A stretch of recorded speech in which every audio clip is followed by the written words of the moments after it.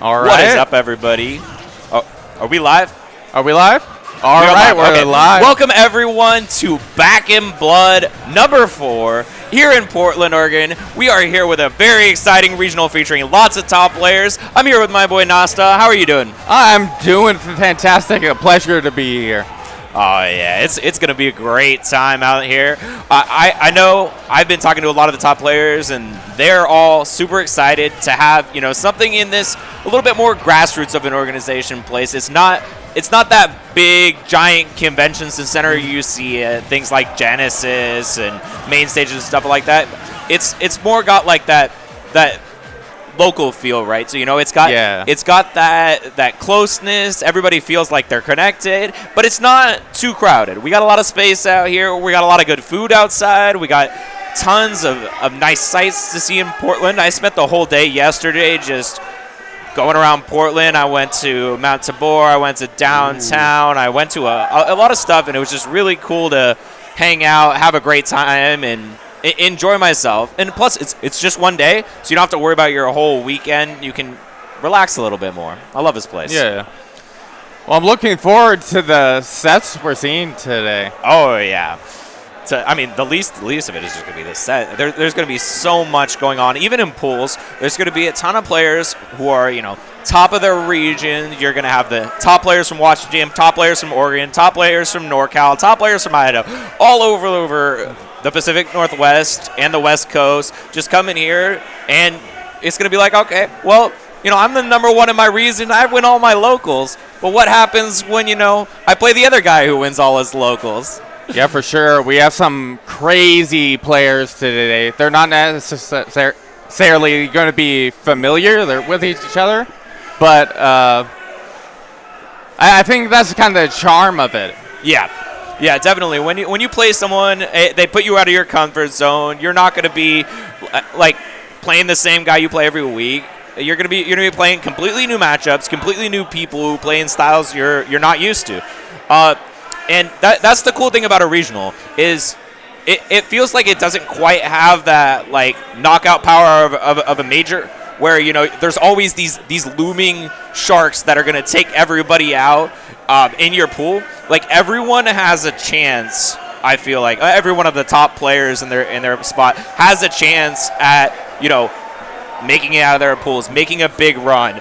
And we still do have those like top tier players. We got Louis Money, we got Fatality, we got Elegant, we got Base Mage, Apollo, Kage, Send, etc., etc. I know. I'm sorry if I didn't name you. If you're a top player out there and you're here, yeah, Base Mage. Base Mage. Big fan of Base Mage. But yeah, so do we know anything about the matches we're gonna have yet? I see. It looks like Jared is King over there warming up. Is that who's going to be on stream? Do we know? I'm not sure. I'm guessing not. They're just doing a little warm-up here. Okay, cool. Well, we got a lot of matches coming up today. Let's talk about a little bit about the people who are in the pools that you're going to be seeing. So the first pools are going to be the 1 p.m. pools. They're going to be the A pools. So out of those people, let's see. I know we had... Oh, whoops. I pulled up the doubles bracket. I'm sorry. Wrong bracket. My B.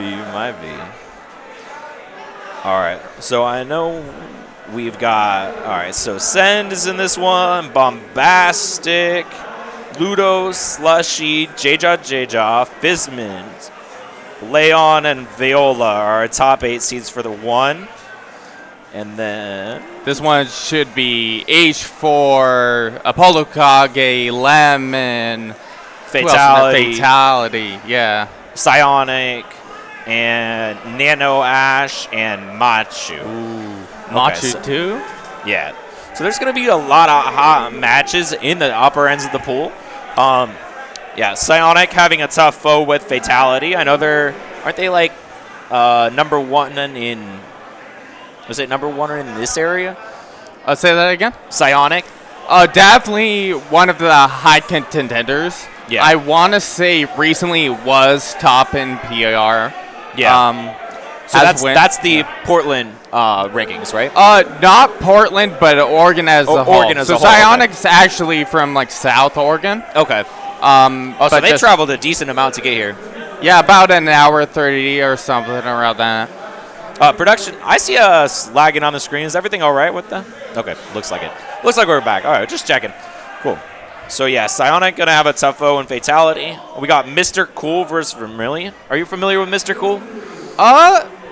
Not really. Okay. Yeah, I think they're a Raw player. I'm not sure exactly where they're from, but I'm hoping that one's going to be on stream. Vermilion, I'm a big fan of, from NorCal.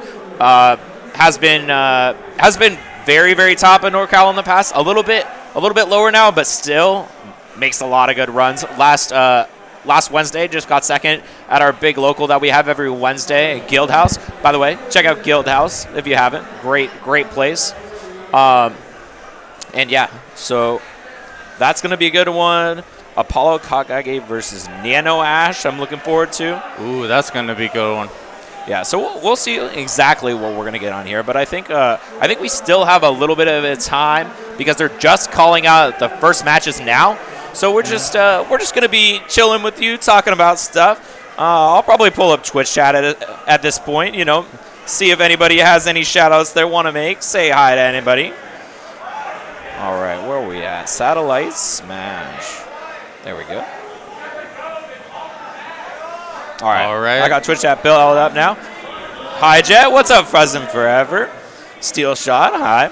Yes. So it looks like they're calling matches right now. So soon we're going to be able to figure out exactly who's going to be on our stream. Yeah, we see Jaredus King Schultz right there. Jaredus King, very good. Not quite Oregon player. Just in the bottom bit of Washington, but I know they go to a lot of Oregon stuff, so they basically count on Oregon PR, right? Say that again? Does Jaredus King count on Oregon PR? Or? So this is a little weird because Jared was in Washington for a good chunk of time, but it's still in Vancouver, which is technically in Washington. But it's like just on the border. I visited his house last night. I know it's right there. Yeah.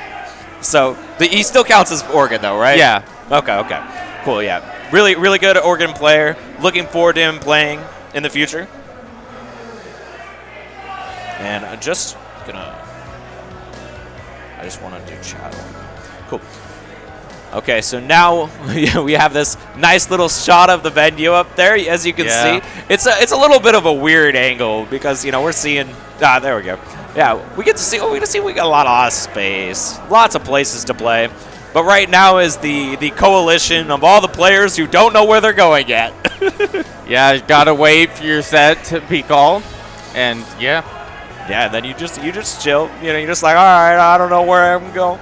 I swear, dude, Smash players sometimes they're lost. They're like lost puppies. They go into a major, they're like, where's the bath?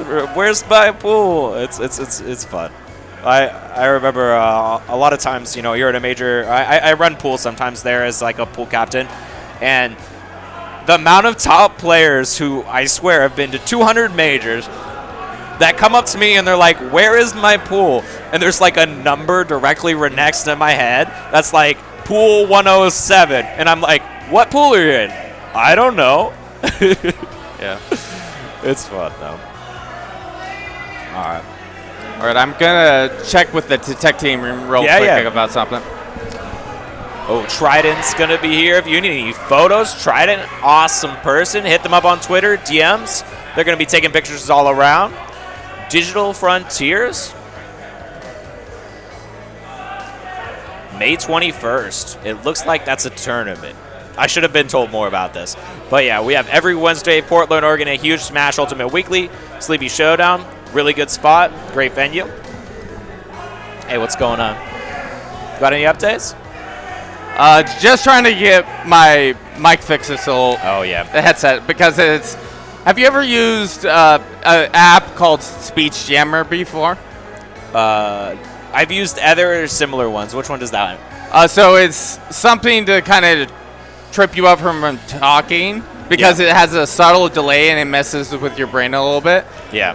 Right now, I am really struggling to talk. Yeah, I get that. Yeah, right at the beginning, I was having some trouble with that. So for those on stream, right now we're having something where our audio is fed back to us at a half-second delay. So my speech might appear a little bit slurred because of that, because normally I have a little bit of haptic feedback with when I talk, but now it's just like completely delayed. So it throws me off a little bit, but we're working on getting it fixed. Yeah. They're saying something, but over these headphones, I have no chance of understanding. Like the acoustics in this venue are so insane. I have no idea what was just said. Yeah. But of course, if I was right over there, I could hear everything. Yeah. So we are in this nice little corner where we don't have to worry too much about all that stuff. And yeah, we got good lighting. Look at us. We look good. A lot better than the last Back in Blood. Oh, like, yeah. We have tarps here to make sure no sun is in our eyes. Yeah. One of my funniest parts about the Discord is the Sun Problem channel. In the Discord for Back in Blood, we got a channel where people are like, all right, this sun, we're going to get it. And I got pictures of like people pointing a gun at the sun, be like, yeah. I love that stuff. You know, the little semantics about at a tournament, the little tiny things they'll bother you, and then you're like, all right, I'm gonna overly handle this solution. You know, we got a giant tarp. This tarp is at least 30 feet long, covering some windows because no more sun. The sun, it's done. Yeah. Oh my goodness. But right now the weather. Pretty good for Portland standards. Yeah, yesterday. Oh, yes! The gun of the sun! Yeah! All right. Not a fan. Yeah, yesterday, absolutely gorgeous. I was, like I said, I drove around to the state park. And beautiful weather, nice walk, lots of fun times. And, yeah, it was good. It was very good.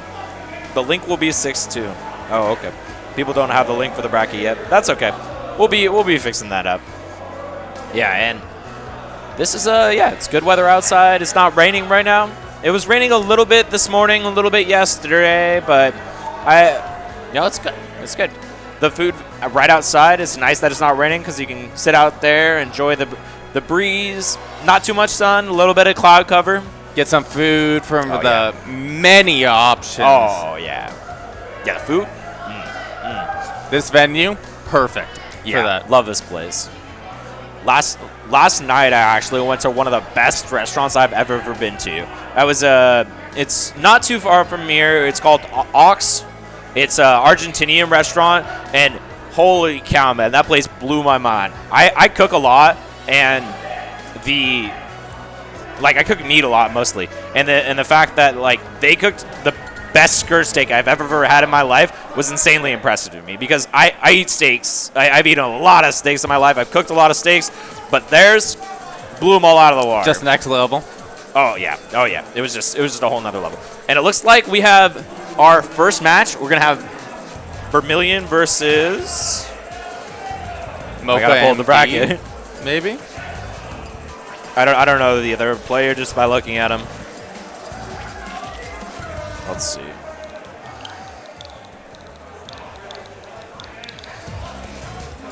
Sometimes the internet is not exactly what I want it to be. Okay, it's in the other one.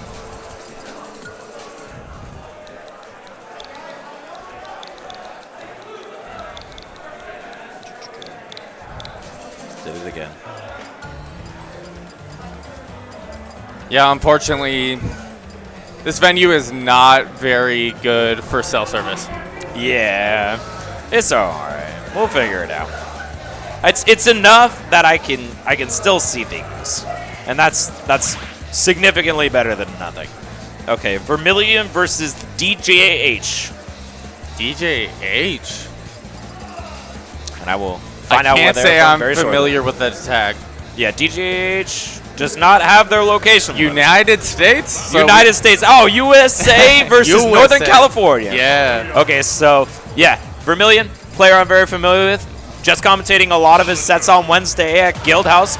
And we're going to see Kazuya Mishima versus Villager. My. And yeah, Vermilion, one of the top players in NorCal, consistently on NorCal PR, and let's see exactly how this goes down. Like, I want to say this is a pretty interesting matchup. I can't say that I've seen it before. Yeah, that's one of the things I love about commentating like these tournaments is I have matchups I've literally never seen in my life. I've been commentating and playing this game for years and years and years, but I still not once have seen this matchup. Yeah, right now, Vermilion, like, really in the lead right now, 136%. And you're talking about Kazuya right now, just one solid move, maybe a forward tilt, or just up B right out of there. shield. Yeah, so Vermilion loves that up B out of shield. We see him use it a lot in positions where, you know, he hasn't gotten that good combo finisher and the opponent's at high percent. But now, good electric and gives for the back air, gets a weak hit. Yeah, great use of that forward air. Perfect spacing there, but getting that grab there, I didn't really see that coming. Yeah, I think. Oh, wow. Okay. Dropping the shield and just a little bit too early there. Yeah, it kills so early. And a little bit of miss. I think he was expecting the DI out, but DJH not giving it to him. But now the up B will do it. Oh, yeah, just roll in up B. Not an option you see very often. It's going to be pretty hard to bring this back as Villager, but right now we're seeing DJH doing a pretty good job here. Yeah, the biggest thing I want to see is when Vermilion is in the corner, if DJH can get a little bit of an edge guard, if a bowling ball is going to intercept the recovery. Because I know volleyball is really good against linear recoveries, and if Vermilion is below the stage, I don't think up B will be able to clank it, but I'm not 100% sure. Oh, great use of the reflector right there. That did a lot of shield damage, using it again straight off the bat. Yeah, judicious use of this reflector is really important because if you hit it while Villager is still sticking right next to the Lloyd, that's going to be it.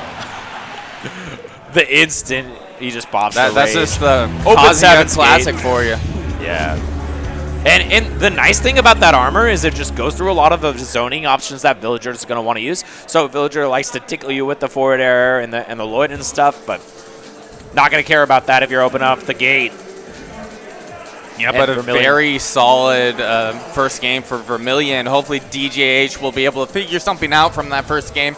Maybe switch up his approach or their approach. Yeah, it feels like they're going to need to use slightly different options in the punish game. It felt like their neutral was decent. Like they were tracking with exactly what Vermilion wanted to do. But Vermilion was getting that consistent kills off of just a couple hits, which is, you know, the Kazuya mission classic. But Villager really needs to keep that advantage state going. That's one of his strongest positions in the game is when his opponent's either up in the air or off stage, and we got to see if he can keep extending that. All right, going to game 2 here, opting for FD. Wow, that's kind of surprising. This is the stage that Kazuya is known for, right? Like, people even think, like, in the future Smash metagame, everybody's going to need to have a Kazuya for FD. Like, that's something that people have legitimately said, yeah.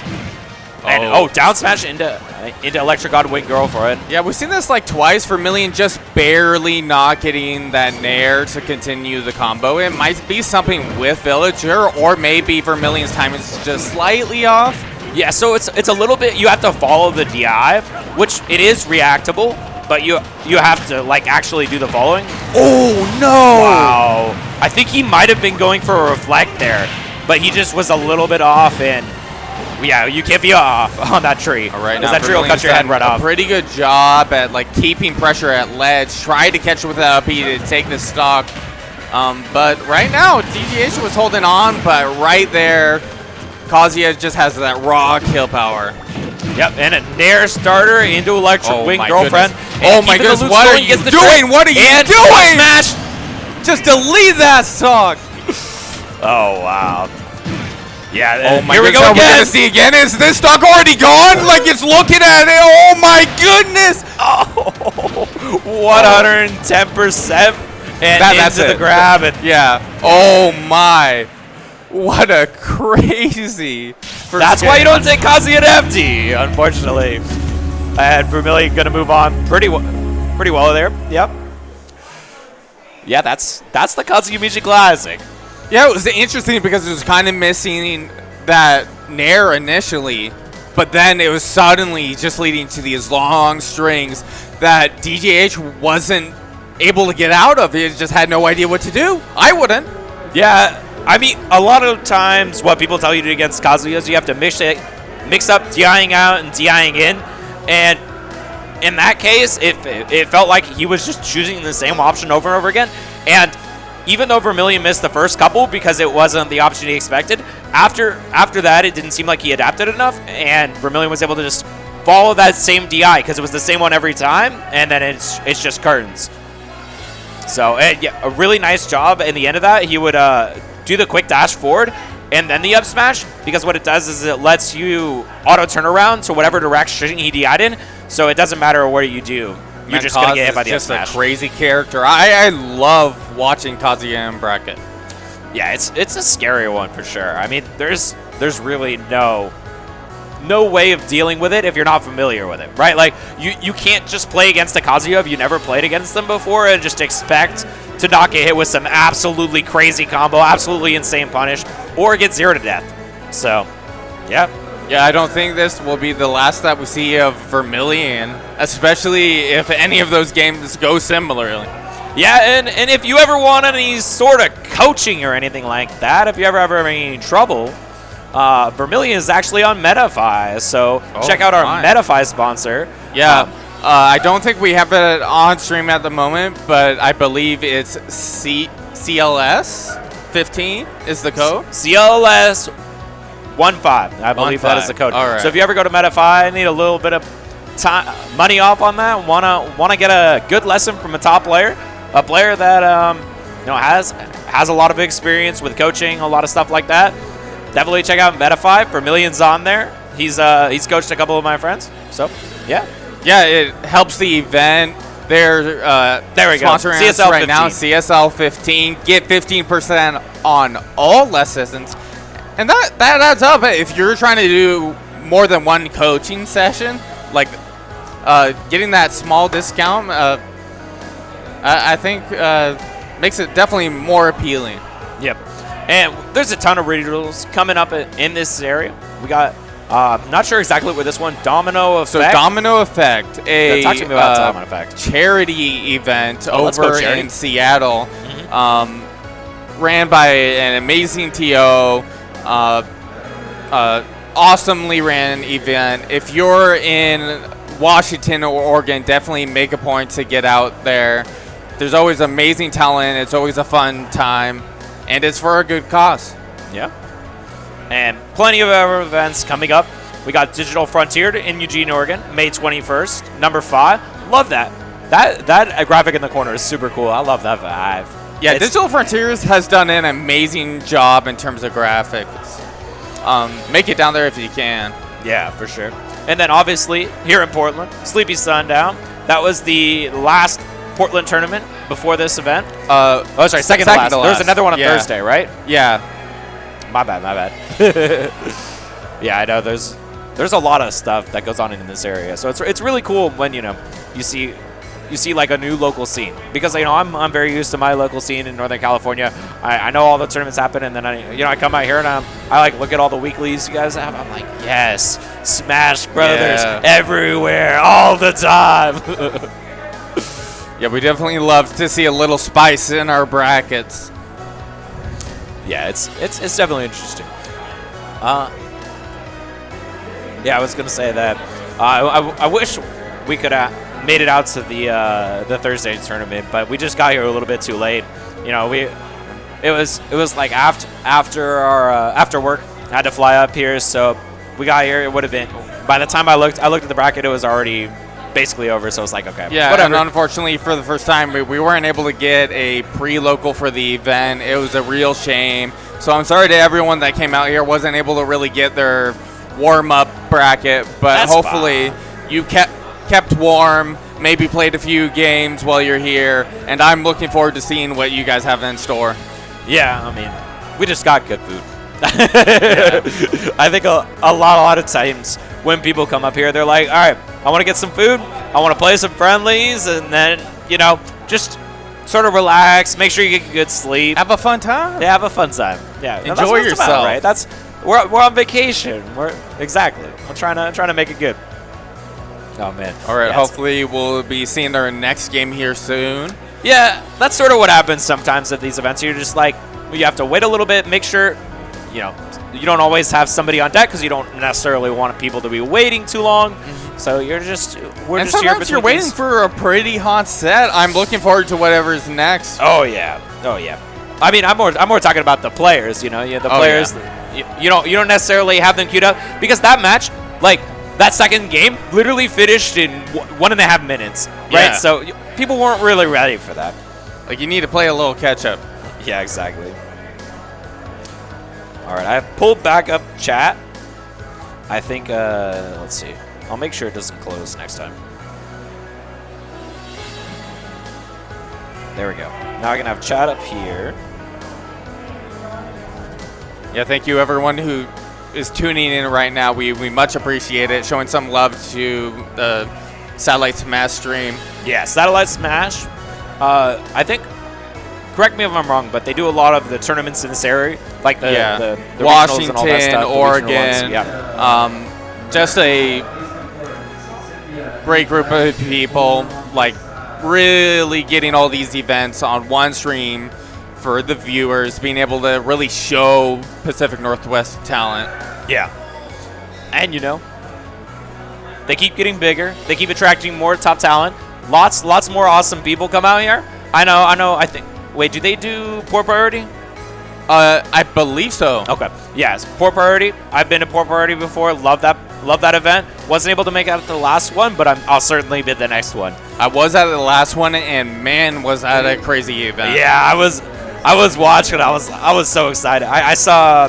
Was it Base Mage and who was the? Was it Tweet? No. Base Mage. I'm talking about the doubles match. Oh, okay. Yeah. Base Mage plus his partner. It was the Incineroar player. It wasn't Soul. It was. They're from the same region, right? No. I think it was. Anyway, Base Mage won doubles, which was insane because I think he won it over like everyone. Everyone was at that event. Was it with Mystery Soul? Maybe it was. It might have been with Soul. Okay. I'm not sure, but I saw Base Mage with an Incineroar, so it's probably Soul. Won that event in doubles. That was crazy. All of the sets at that event were just like so hype. Arbiter, love Arbiter, big Arbiter fan. Was popping off in the commentary. Everybody was going nuts. Love to see it. Oh my goodness, such amazing talent! And if you stick around, I believe on the Beyond the Summit 2. BTS Smash 2. For top 8, there will be a TriCast of Arbiter, Layered, Arbiter, and Earth. Which, if you tuned into the last Back in Blood, yeah, it was some amazing casting. So don't miss out. You want to see that. Yeah, definitely want to see that. Something very loud, very unintelligible happening in the background. And by the way, I promise I don't normally talk like this. I am tripping over my words super bad because of the feedback through the headphones.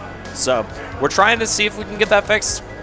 It's messing you up too, right? Oh yeah, I had to move the headset a little bit just to kind of like hear you a little bit. Oh, there you go. Because this way I'm that's not so much as better. tripped up. This way I can kind of continue to talk. There. I put one ear on backwards. It doesn't look out of place at all. No? What about if I did this one? All right, that makes it a little difficult. Yeah. Oh, now I can hear the background way easier too. So yeah, just bear with us. We're just chilling here, waiting for the next match. What's gonna happen? Matsu versus Hydro. Matsu versus Hydro over here. Left side. Hopefully we'll be getting a set over here on stream soon, now that they're calling matches again. Who just played? We had Vermilion versus JVD? Yeah. Yeah, Vermilion versus JVD. Not sure where Or JVD not JDV. What? Oh, sure. It's like DJH. JDV is the Pac-Man player. I know. 3 letters with a J. My bad. GJ. Probably their JDV initial. JDV is a Pac-Man, super good. Teamed with Elegant, was definitely doing really well in doubles. I'm not sure how that ended up, but Yeah, unfortunately, I missed how that ended. I'm definitely curious.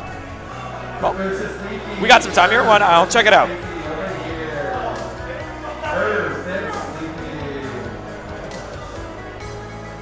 Back in blood 4. We're gonna double check with our tech team on the ETA for the next set here. Yep. Hold on a sec.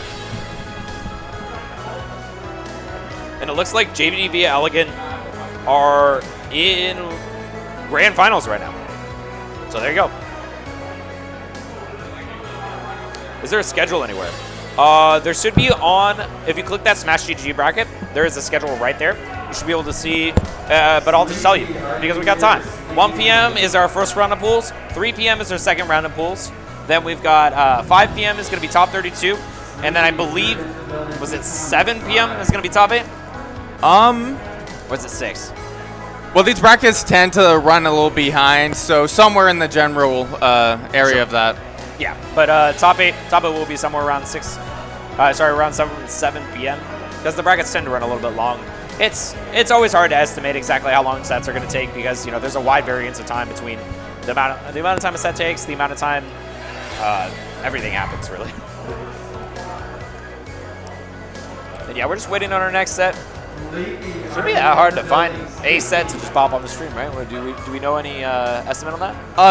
No, not at the moment. I think there's a little Disconnected communication. yeah, a little lack of communication here. Hopefully, we'll see a stream here soon. All right. Until then, we'll just chill with y'all. Thank you. I scoured some SGG, but I couldn't find anything. It should be on the homepage. The homepage of the event. It's right there at the front.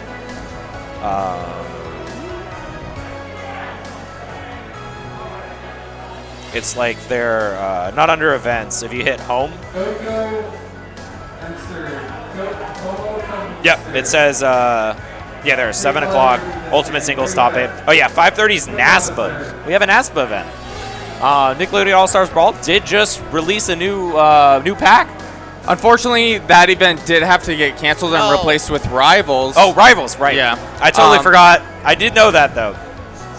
Yeah, but Rivals also a fantastic game. I love Rivals. Rivals is honestly one of my favorite games of all time. It's just, the movement is so smooth. You got so many options. You got hit falling. I love hit falling. It's such a cool thing. And then obviously, Dakasin, all these cool techs, wave dashing. So it's a really fun event. Yeah. So sorry, 5:30 will be Rivals Top 8. It still says NASPA on the schedule, and when I read something when I'm on commentary, sometimes I don't fully process it in my brain. Yeah, I feel that.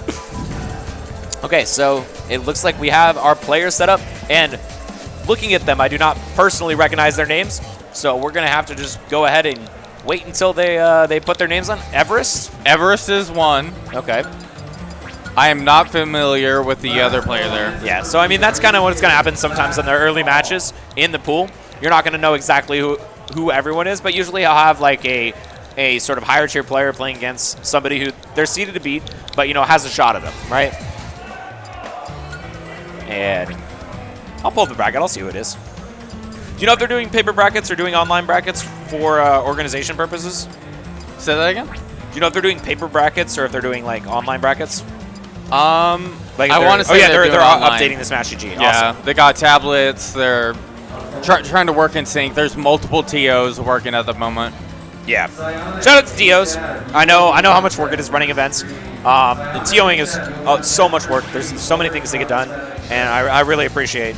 Yeah, shout out to Everest here. Everest is the TO. He's one of the TOs. Is one of the top TOs. I know that Everest was helping a lot with the seeding, but also a great Roy player as well.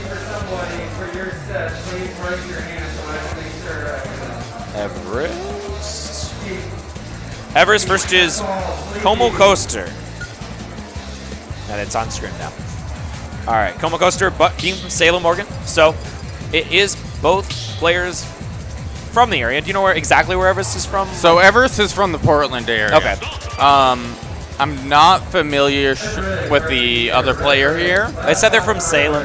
They're from Salem, so they might be going to a specific event called Salem Smash Fest. They tend to run challenge dog brackets, so I don't necessarily see that all the time. But Dr. Mario. the Doc. Okay, well, Everest starting off really good with a nice hot combo. One more hit for sure would have led to death, but Doc able to gonna be able to down B out of that pressure. And now it seems like, yeah, Como Coaster is using that down B really aggressively, not trying to Everest is not trying to overextend into that. He's gonna get the Jair, finish off the stock super quickly. Yeah, you got the Jair Master right here. Has literally the most viewed tutorial on it. I'm not even kidding. You look it up. Number one Jair tutorial. Yeah. Everest Roy. But right now it's looking like the Doc's able to get a little damage here. Everest is kind of struggling, but when we see Everest in this kind of like advanced state, he tends to hold it. Yeah, Dr. Mario is definitely one of the characters that can really put you in a whirlwind, right? Like, oh no. Unfortunate air dodge there. Yeah. It's just Doc's recovery is so exact that it makes it really difficult to recover, especially when you're playing against a character like Roy, who's really fast and can kind of catch you and give you relatively easy. Yeah, and also that ability for Roy to just to just outrange Doc like by that little bit. I know Roy's sword is somewhat short, and especially when you hit the sweet spot, but it does have that disjointed property on it, so it is hard. Oh, gets the oh my goodness, great momentum there. Start wearing back air to the left and back air to the right. And then suddenly the stock is gone. Back air to the left. Back air to the right. Up air. Now down tilt. Gonna get a little shimmy. Yeah. Yeah. Really nice job by Everest. Yeah. Use that back air to turn around. The unique mechanic that's been in the game for the Marth and Roy for a long time, all the way since Melee. And yeah, okay. So clean first game. Definitely feels like this is a little bit of a one-sided matchup. And we're gonna see if Domicom does switch characters. I was wondering about that. Sometimes you just play something and it feels horrible. You're like, all right, I need to do something completely different. Pulls out a Zelda, gonna be able to use a little bit more range, use a little bit more projectiles, hopefully to. Oh, interesting, going for the up special straight off the bat. Yeah, sometimes that can be a nice get off me tool, but especially if you teleport back in the same place, occasionally you'll get hit out of it pretty hard though.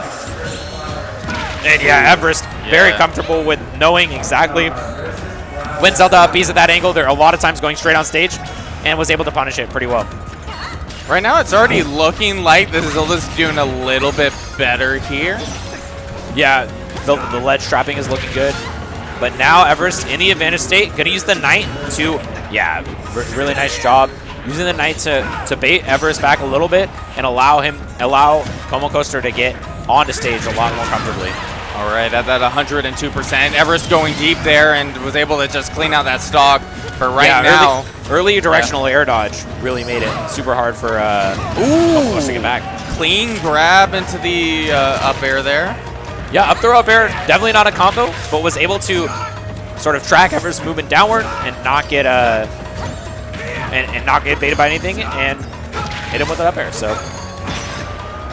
All right, got a good chunk of damage and getting that parry straight into that F smash. And right now, Everest was looking pretty comfortable there. Unfortunately, it looks like that's going to be an SD. Everest's presence over on the ledge is just kind of scaring the Zelda a bit. Yeah, that's what we call a forced SD. You're sitting there, you're looking real scary, and then they're like, oh no, what do I do? Oh no, what do I do? Oh no, I died. But very nice combo, gets the Nair and gets the Phantom.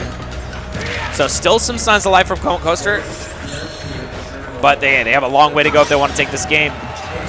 Dash tag in the corner and a down air, up air, no follow up. Okay, you see the Zelda pandaking right there, and Everest catching with that F smash. Yeah, really nice empty hop. Allowed him to sort of bait back Everest's positioning and, to bait back Como Coaster's positioning and was able to get the F smash. A lot of F smash out of Everest. Holy cow. I saw like 6 or 7 F smashes that set. Well, when you catch your opponent going for a lot of these more risky moves, like especially going for up B if it's not really spaced. As we saw, Everest was kind of noticing that. Noticing you can get an F smash right there, right then, and that can be a stock. Roy has some serious kill power. Yeah. I mean, especially with the a lot of times we saw even with the dock, you can hit that jab F smash, the Jeff smash. Yeah. And yeah, just evaporate stock super quickly. Even if it seems like Everest would probably have dash cancels on lock too, in case you need that little bit of extra spacing. And okay, seems like we're not gonna have to wait long for our next set. We have our next 2 players sitting down already, and I'm not familiar with them by looking at them. Do you know? I can't tell if that's I want to say that's Psionic. Ooh, Psionic. I was looking forward to Psionic play actually. Yeah, Psionic, crazy Lucina player, has some of the best fundamentals I've ever seen. You'll see a lot of grabbing. I'm just going to tell you right now. Grabbing? And just optimal pummels. Optimal puddles. All right, all right. Yeah. Like, I'm not sure who the opponent is, so maybe we won't. Like, depending on what character we see, it might be a little bit more difficult to get any grabs going. It just depends on kind of how the game starts going. Maybe Breeze, the opponent's shielding a little too much. That's really what it comes down to. Yeah, I know Psionic having to play Fatality if they make it all the way through their pool. So I think that's the last round. So I'll be able to find them. Chad. CH4D Chad is who Psionic is going to be playing if that's Psionic. I will look them up. Sorry, I'm not familiar with every single play ever. I wish I was. But from Eugene, Oregon is Chad. Okay, so from Eugene, I'm not very That looks like them. familiar, but so unfortunately this looks like kind of a team kill here in terms of regions. Yeah, but you know, we're in Oregon. Oregon players going to be playing Oregon players regardless of what happens. And right now we're even higher in bracket right now. Oh, I totally forgot. So Psionic has been playing a lot of Sheik lately. Yeah. And a very good Sheik as well. Like right now you see he's just racking up that damage right now, almost at 50%. And this is Sheik. It takes a bit to kind of rack up that percent, but Psionic is doing an excellent job at it right now. Yeah, and keeping the pressure up in the corner. Doesn't catch the F-tilt on the roll-in, but still untouched for Psionic. Double forward air into Bear. Tries to get the bouncing fish, but Chad not giving him the air dodge. And now extending this advantage. Oh, that might be a stock here. Oh, still kept his oh, jump caught with the back air. Wow. Like, I was just waiting for it. I knew the back air was probably going to come out. I just didn't expect it to go the way that it did. Okay, that's a little bit of right air dodge there. Didn't have the jump, it seemed. And yeah, Psionic is just cleaning this up. All right, so slingshots have been a hot topic of contention recently. So Boyd definitely been using that slingshot on Sheik a lot. Do you think Sonic, the type of lab monster who would have these already down? I would say just based on Psionic's fundamentals, I wouldn't be surprised if he like messed around with it. I don't necessarily know how often we'll see it in play. It really comes down to whether he's applying shield pressure here, but it's kind of hard to say because we're not seeing a whole lot of shielding here. Psionic's just really holding that advantage right now. Okay, getting punished finally with getting that a nice counter hit for Chad, but Psionic is keeping this pressure up really strongly. Oh, okay. That he wanted the up game. Saving Chad's life. Okay, Parry, great doesn't parry. matter, you gotta parry the second one. 2 hits there. Okay, that And grab's Woodrow, gonna be able to do it. It like people forget that Incineroar's throws are kill throws. He got 3 of them. Oh, I think that's gonna be a stock there. It's a little bit too low. Yeah, I think Chad might have averted an option there. Oh, wow. Like But I was now about to say, if you're going to make a comeback, Incineroar is definitely one of those characters that can do it. But right now, Psionic's just really like holding on to Chad right now, not really able to do anything. Hopefully not getting punished here, but it's looking like that's going on. Yeah, I think Incineroar does have a lot of ability to make comebacks on characters. When he can get that revenge up, he has really powerful kill options with that side B, the Alolan Whip. But I don't know. looking pretty difficult because we haven't seen him able to get one revenge off at all. As Psionic's approach have been super. okay. The raindrop, Ooh. not quite.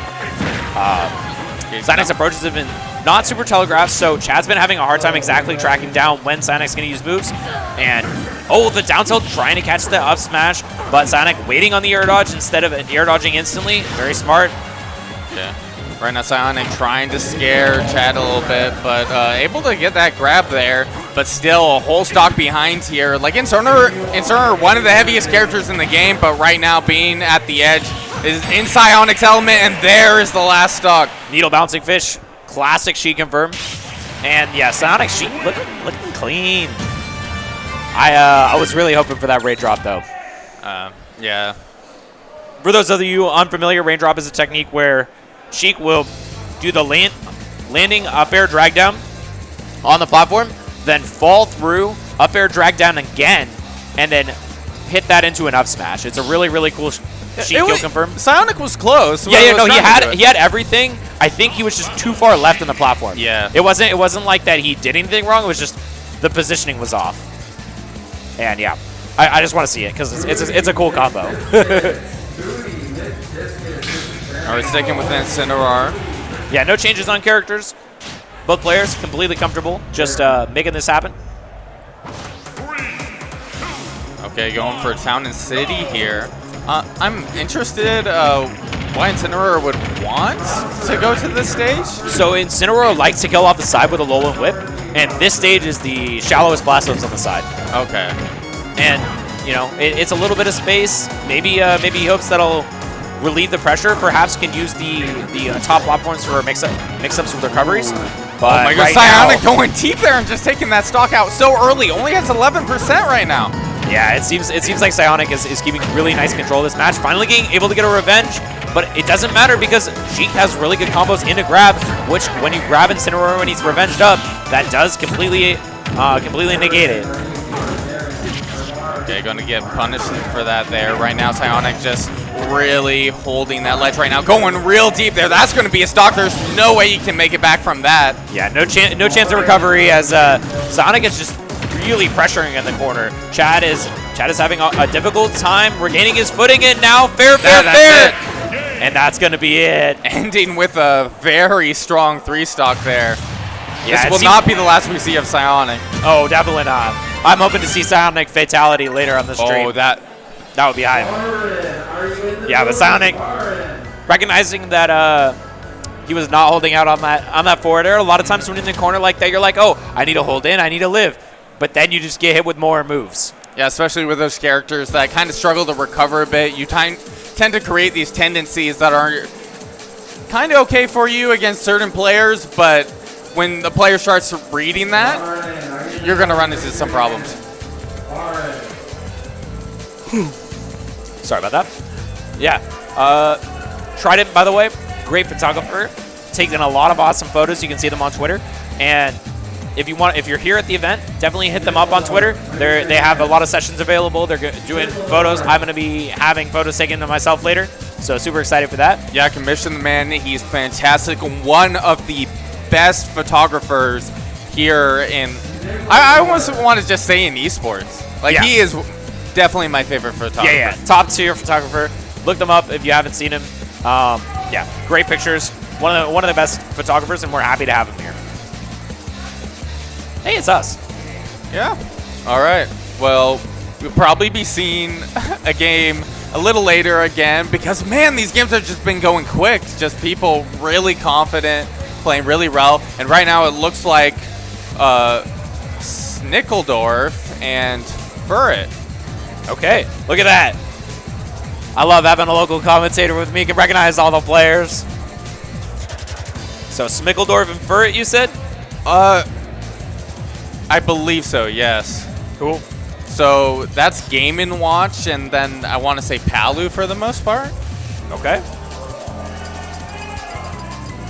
Let's see. I know Snickeldorf has dabbled with Snake, but I think that might be behind him now. Yeah, it seems like that would be a Ganon player. Let's see. Furret, Snickeldorf. Yeah. Okay. Oh, the winner of this plays Fatality as well. Yeah, So this is the top side of the bracket. Furret versus Snickledorf. I want to believe Furret is predicted to win this match, so if Snickledorf manages to win this, it will be an upset.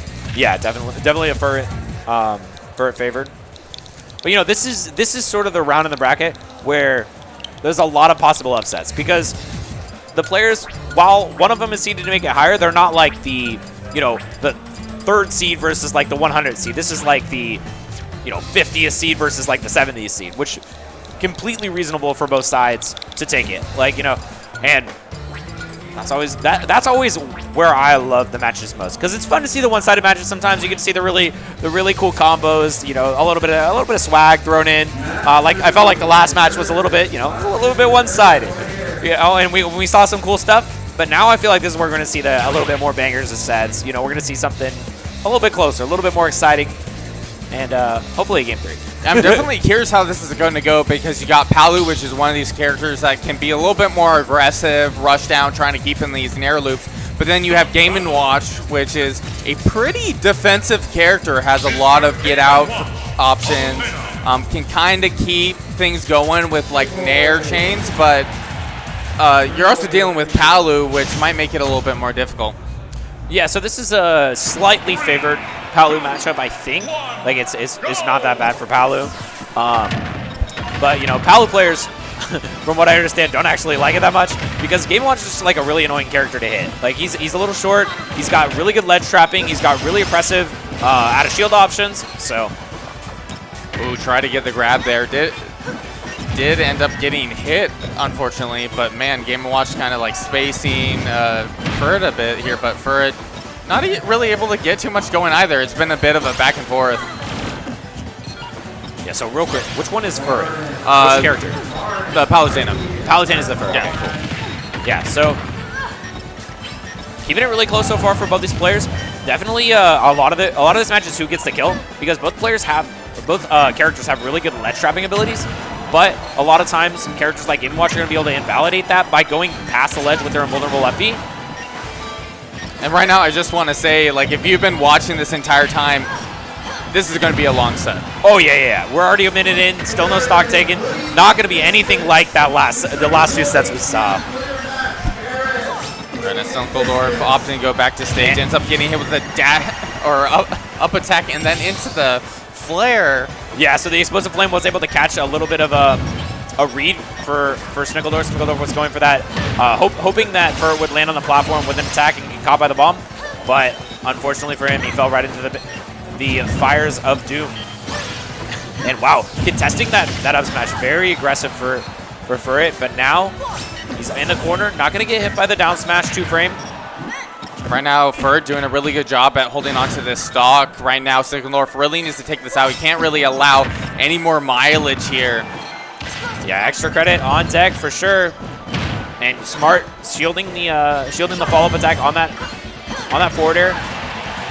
But right now, Palu at 175%. Get the kill here. Oh, wow. Ooh, killing with the Nair. That is not something you see every day. And yeah, finally able to get that kill. And this, I think, is going to be a lot of the tale of this match. Is like, okay, both players are easily able to get the other player up to a high percent, but how do you secure the stock is really the important part. And very nice job trying to bait out the move and get an up air follow-up, but did not quite get anything out of it. All right. Looks like Snickledorf putting up a bit of fight here, but it's definitely looking more in Furret's favor. Yeah, Furret's gonna have to. That's gonna be a stock. Yeah. Oh, really? Not quite. Yeah. It's not that actually that strong of a kill throw. It's decent, but it's not amazing. Like I just figured, you know, with Game & Watch Watch being Live Void, lighter right? characters and it being a kill throw for some cases. But I just spoke too soon. Oh, the up smash tries to read the roll in, but doesn't quite catch. And it looks like Snickledorf there was trying to get the 4-tilt here to hit. But man, that 4-tilt is out for quite a long time there. Yeah, that's one of the benefits, the few benefits of Palu's grounded moves, that they last a long time. And sometimes that is a disadvantage, as if you whiff them, it is a huge punish. Yeah, they definitely have to be calculated. Yeah, nice use of that Explosive Flame to be able to get back onto the stage on a... Oh my gosh, that really beat out the down air? Oh yeah, Palu's up air is absolutely wild how disjointed and how good it is. Okay, hopefully Snickeldorf able to take out that stock there. That's good. Like right now, Snickeldorf is looking like he really needs it at 82%. Oh Yeah. my.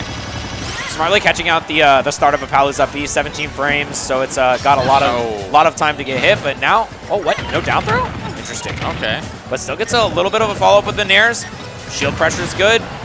Yeah, but good patience there from Furret, not releasing shield too preemptively. Good parry there as well. Parries the turtle, backs off.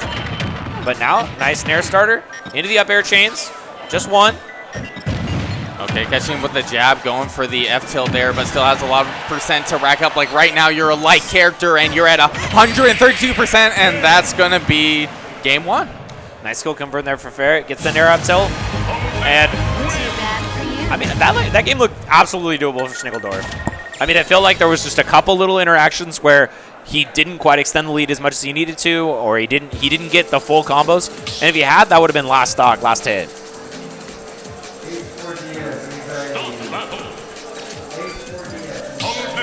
Okay. So, same characters most likely. I don't think these players really deviate very much. Yep, Mr. Game & Watch. I would say Furret does have a few other characters in the pocket, but Palu's definitely the strongest fit. Yeah. And, you know, when you win the game, usually you're not switching. Very occasionally, people will try to mix it up, try new things. But, you know, this is not really the place and time to be trying new things. This is where you use your tried and true as much as possible. And we got Nair. No second Nair. Good DI out there by Furret. And the dash attack, it does easily beat out the forward air. And we see it twice in a row, but now just dash through, grab into back air. Furret is keeping the pressure on Snickeldorf in the corner. Yeah, you have to keep in mind, Palu has some pretty strong moves in terms of dash attack and back air. Just having that shield allows you to win a lot of interactions. And right now, it's looking like it's pretty even here.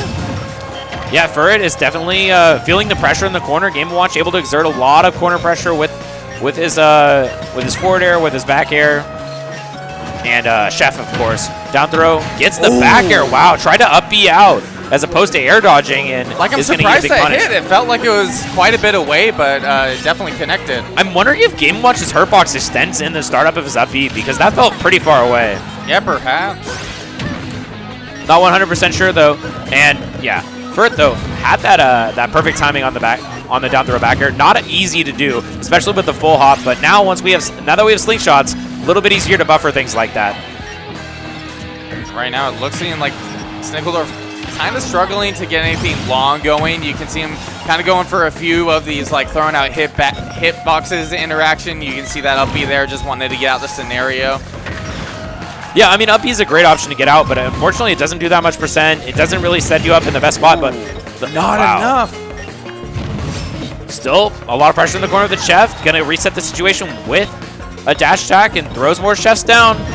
Okay, yeah, you can't be hanging out there forever. For a little too long right now. Snickeldorf still a bit behind here, especially with just how much kill power Palu has in comparison to Game & Watch. Not to say that Game & Watch doesn't have the ability to take these stocks, it's just being a little bit more difficult. Yeah, and a regrab there, not going to be punished by Furret. All right. Catching with the nair, going to get another one there. Catching with the up air as well. Oh, whiffing the grab. We see Snickeldorf going for a lot of these up smashes in neutral.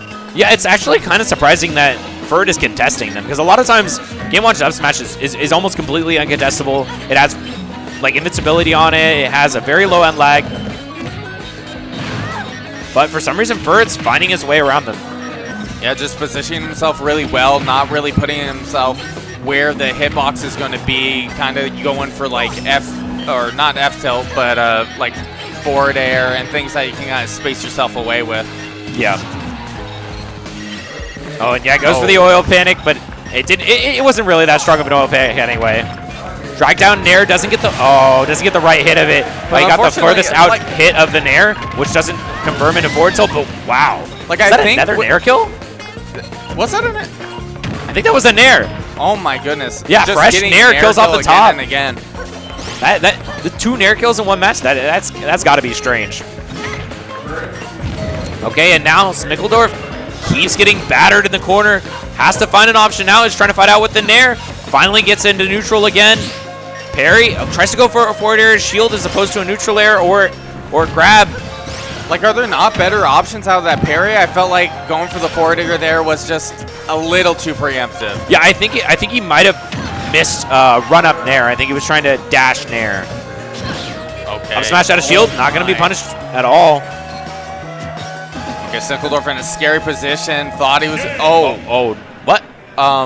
Okay. So he got ledge trumped and then somehow didn't realize that he was beneath the stage and. Like, that was weird, though. Was it a free fall? No, No? he could have hit buttons. But Game & Watch was looking abnormal when he was going down there. Did you see that it was kind of shifted to the left? I'm not sure.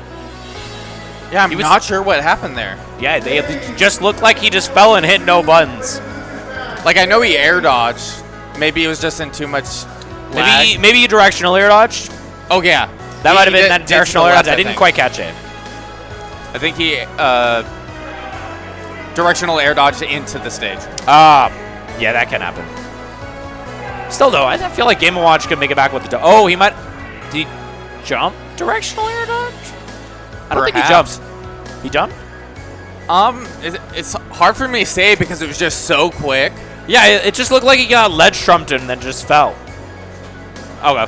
Yeah, well, regardless, even if he came back, it was going to be a regrab, and he could have gotten Palu down smash pretty easily. I think what was possibly going to happen is that Furt was trying to ledge trump into the down air, and it was a preemptive tech for the ledge trump, and it ended up just not happening and led to an SD. Unfortunate to see, especially like it felt very close that match. It felt like Smickledorf had a shot, and unfortunately didn't work out for them. But we're gonna move on. We got a new match coming up. Do you recognize these players by chance? I do not. I'll have to hope on seeing a tag here. All right. I'll pull the bracket for when we do see it. Oh yeah, we're moving through this bag. Lots of winners round 3 matches already queued up. Slushy versus Sawstep, something I'm going to be interested in seeing. Yeah, Pluto Slushy Sweepy from Eastern Washington, a crazy Snake and Wario player. Yeah. Yeah, and I love also watching Sawstep play. Sawstep is used to be a bit of a Wi-Fi warrior, but now definitely has a lot more in-person results. Definitely one of the more notable pits, which is one of these characters you don't necessarily see that often in like a competitive manner. So I love to see it because it's something you don't see every day. And did you see what name it was? I missed the tags there. Oh, darn it. They put their tags in and I didn't quite catch them. All right, that's fine. We'll see them pretty soon. Oh, okay. Oh, it's got a Mii brawler. It's a Mii brawler. Gixel versus Mr. Like Cool. I say brawler, but it really could be anything here. Maybe not necessarily brawler. Oh no, I think it's brawler. Okay. Yeah. I just fortunate enough to guess correctly. There we go. All right, Mr. Cool versus Pokepen. Pokepen. Oh, okay. Okay. Oh, Mr. Cool is Pokepen. Okay. Got it. Mr. Cool is Pokepen. Well, we've definitely. I know this is the winner of this plays Vermilion, I believe. So, Pokepen is an absolute crazy player from my understanding. At least in early Ultimate was somebody you did not want in your bracket path. Gixel, I've definitely seen the tag before. I don't think I've been able to see Gixel play. So I'm interested to see how this goes. Just based on the name, I want to say Rob, but I know that that's just like out of nowhere. Okay, for sure. Oh no, it's Daisy. Yeah, it is Daisy. Okay.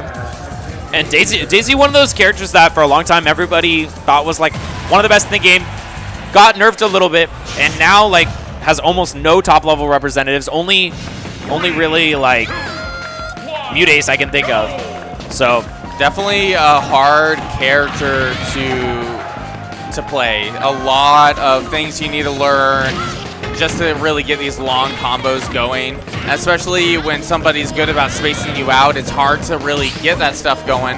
But Daisy does have a grab with a like static like knockback, I believe, that will always lead to something. Yeah, down throw back air or down throw and air are very, very consistent. Yeah. Super easy to get good low percent combos. Sorry, I wouldn't say super easy. It's very consistent to have low percent combos with down tilt and air resets. Right now, I would say it's a little bit back and forth here.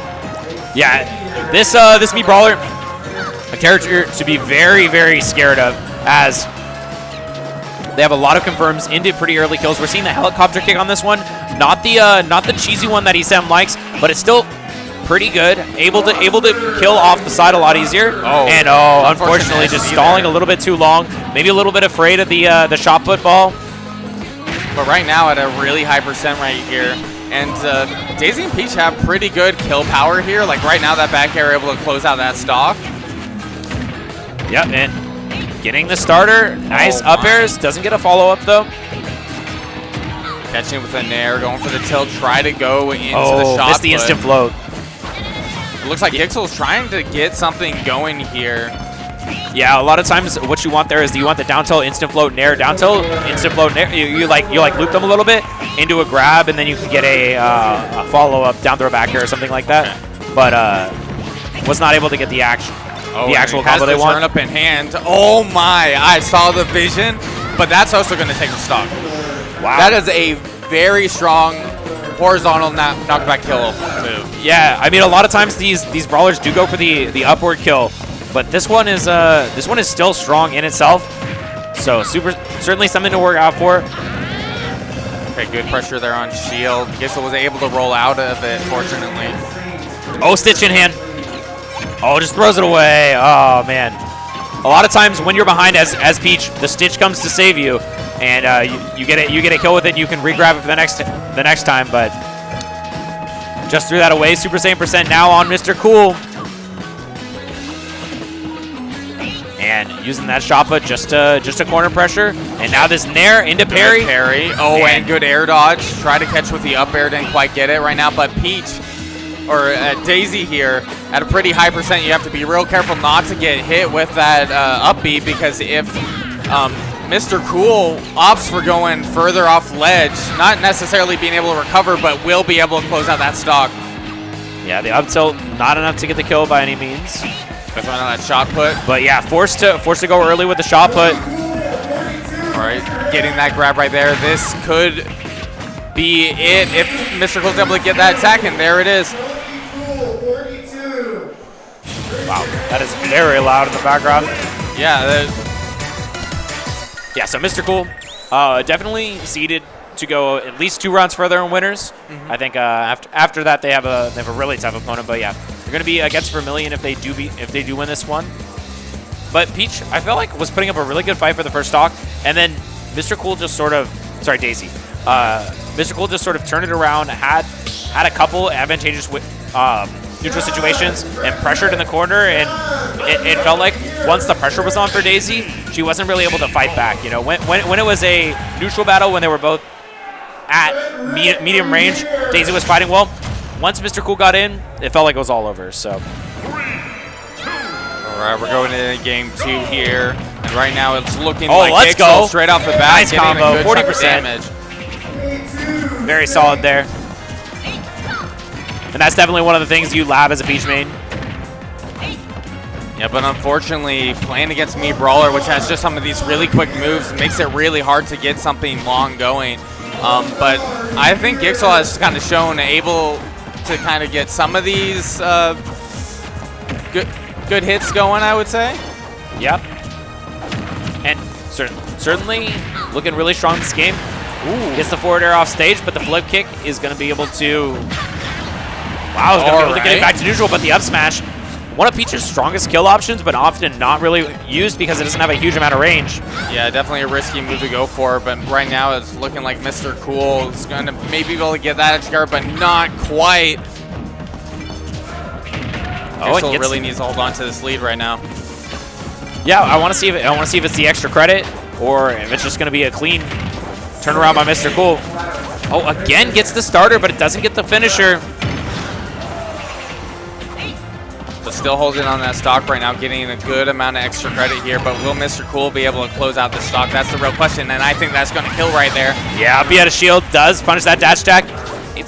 It's always nice, I say, on these Miis when you have an up out of kill shot, up out of shield kill option, because you know a lot of times people don't really they discount the Mii's out of shield options a lot because they're not usually something that kills unless you're like, you know, in front of them getting hit with an up smash. Daisy was going for a back hit, but you know the up out of shield turnaround. Huge deal. Grab, opting for the back throw. As Turnup's going to throw that up. We've kind of seen that pretty consistently from Gixel here. Oh, good use of the turn up there, but it's not going to be enough to really take that stock.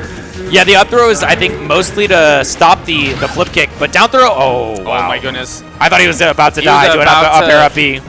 Oh, no! Gixel had such a nice lead. Like, Gixel can't afford that right now. Okay. You managed to tie it up again. You need to hold on to this stock. You can't afford to SD again. The game's just going to be over. Oh, but here's the big combo. No, only 30%. 37%. Nice DI out for Mr. Cool, it seems. And right now it looks like Mr. Cool here starting to rack up a little bit of percent back here. But Gixel's looking in a really good spot right now. Yeah, Gixel seems to be comfortable with his platform layout, comfortable fighting Mr. Cool in neutral, but if Mr. Cool gets a couple things going, it's going to be really hard to avoid getting that kill. Can't be too afraid at ledge there, but interesting Mr. Cool opting to go for the up special there. Able to rack up a bit of percent right now. It's looking a lot closer to Mr. Cool's favor, and there's that back air. Ledge trump back air gets the job done. Gixel so close to taking game, but Mr. Cool able to clutch it all out. Red Brick still in the building. Red Brick. I'm gonna grab my Marauder real quick. All I'll be right back.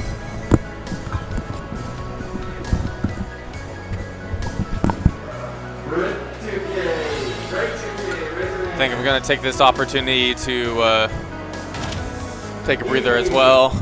Over here. Some pretty crazy sets here.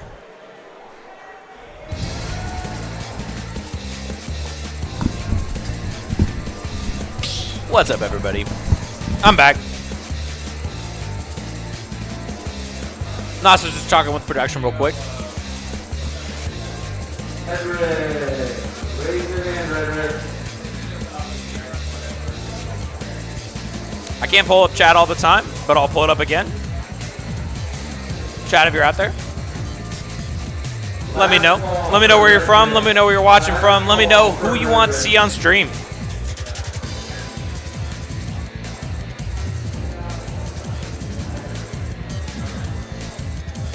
Digital Frontier 5s. Amazing graphics, as always. Like we said, Trident, amazing photographer. Check them out on Twitter. You saw that on the stream earlier.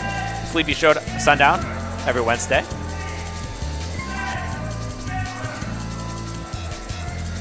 And if you need something to watch tomorrow, if you need a Smash tournament to watch tomorrow, there is a big regional happening in NorCal. We got a Rise of Guildhouse. You want to check that out on twitch.tv/Guildhouse. I'm unfortunately not going to be there because I'll still be here. But if you need something else to watch, it's pretty much some of the best Smash Ultimate that's going to be happening tomorrow. So check it out. Yeah, well, we're happy to have you here. Like, oh yeah, all of North Cal coming up. Yeah, lots of the homies coming up. Oh, I should check out how they're doing in bracket. Tovu HLG, that's who you want to see on stream. Elegant, you're watching from Hbox's basement. Help, you're trapped. I don't think Elegant is in. Elegant's in the later pool. Yeah. So Misfire. Check out Elegant in the 3 p.m. pools. Dream Boy. Okay. Let's I'll check out to see if I can see. Do you know Tofu's in this one? I think Tofu was in the later one as well. It's hard to say. Yeah, I believe Tofu HLG is not in this one, unfortunately. Yeah, but they will be coming up. Don't worry, they'll be coming up relatively soon. The sets are just going to get more crazy here. Yeah, this is the point in the bracket where it's like that turning point. You know, this is where the top seeds start sort of scraping each other's boots, coming against each other. And I'm definitely excited to see what we have for this next round, which is going to be the winners round 3. 2 more matches to make it out of pools for these players. Oh my! And if you make it out of pools here, you do. Did you hear that? Yeah, Polo Kage and Dream Boy. Ooh! Oh, hey, wait! Somebody was just asking for Dream Boy. Hey, yeah, Thorn, local Ken player. Thorn E. Wolfric. You're gonna get your wish. We're gonna have Dream Boy on stream. That's one of the main TOs, by the way. Oh, okay, okay. Polo Kage, are you still in the building? People call him for Chicago. Like, I hope so. Still in the building. Sometimes you know, players go outside. They grab some food. They're like, oh, I don't know what my match is. Yeah, when you have so many food trucks around, it's kind of hard not to go over there and get some grub, you know? Shout out to Sparkle, by the way. I hope you're feeling better. I hope everything's all right with you. I know. Yeah. We wish you a speedy recovery, Sparkle, Yeah, absolutely. if you're watching. Raise your hand.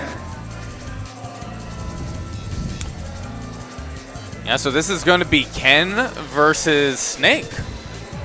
That is a interesting matchup for sure. I know some of those fighting game players really don't like fighting against Snake because it feels like you have to walk through an entire minefield to get up to him, and you're trying to get him, and then suddenly you get your combo, and then he's had a grenade in hand and it's dropped. And especially against Apollo Kage, who has really been on the up and up lately.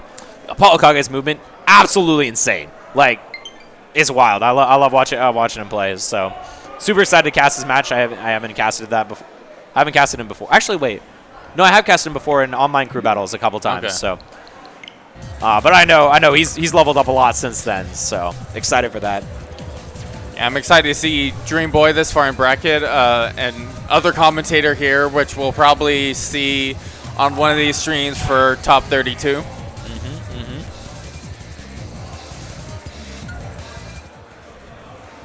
Wait, so Dream Boy is the local TO, or is it Thorny? Wolfric.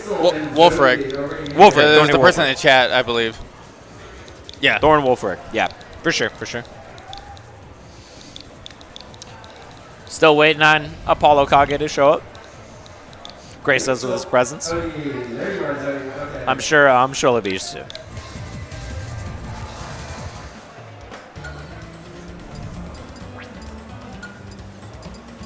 Cynthia and Is that a cosplay? Say that again? Is she in a cosplay, or is that just like? I just want to say it's dressing to impress, I guess. Oh, okay. I'm not sure sometimes, because sometimes people wear like really cool outfits that are just cool to be cool. But sometimes it's like it means something. So I'm Like, I've seen a lot of people really dressed up for this event, like really dripped out. That's awesome. I love to see the drip.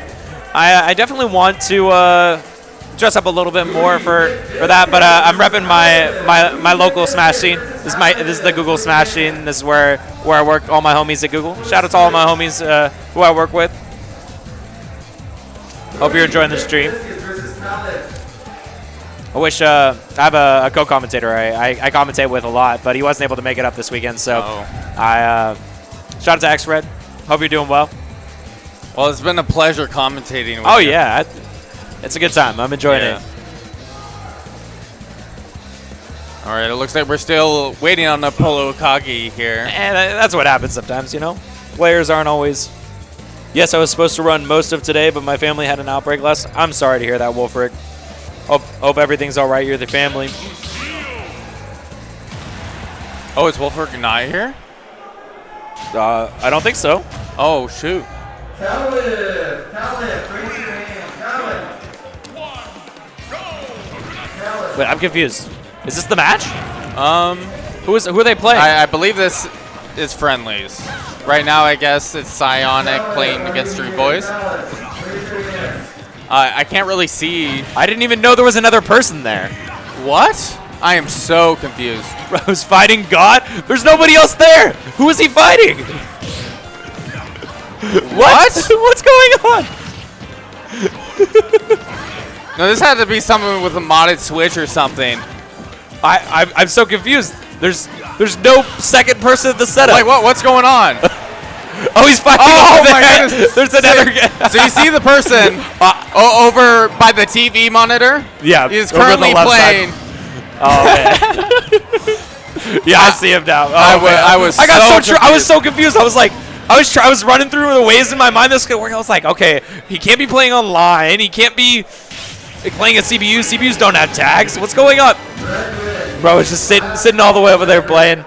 Sneaky. Sneaky. Bro is fighting God, exactly. That's crazy. But looks like we have Apollo Kage here now. Dripped up in the Mario sleepwear. Yeah. Looking stylish. Looking comfortable. Oh, yeah. Comfort over everything, honestly, in my opinion. You know, looking good is important, but it's even more important when you're playing Smash to feel good. Oh, yeah. You Look get at a that. little close Beautiful. up on that Beautiful sweatshirt there. close up. That is a nice looking sweatshirt. Yeah, it's kind of like psychedelic. I feel like if I was on some drugs, I would appreciate the sweatshirt a little bit more. Wouldn't we all? And yeah, you can see the Mario sleepwear. Let's go. PJ bottoms are a classic Smash tournament thing. You always see Mars in them. Always see a lot of players are like, all right, I'm wearing the PJ bottoms. I don't care.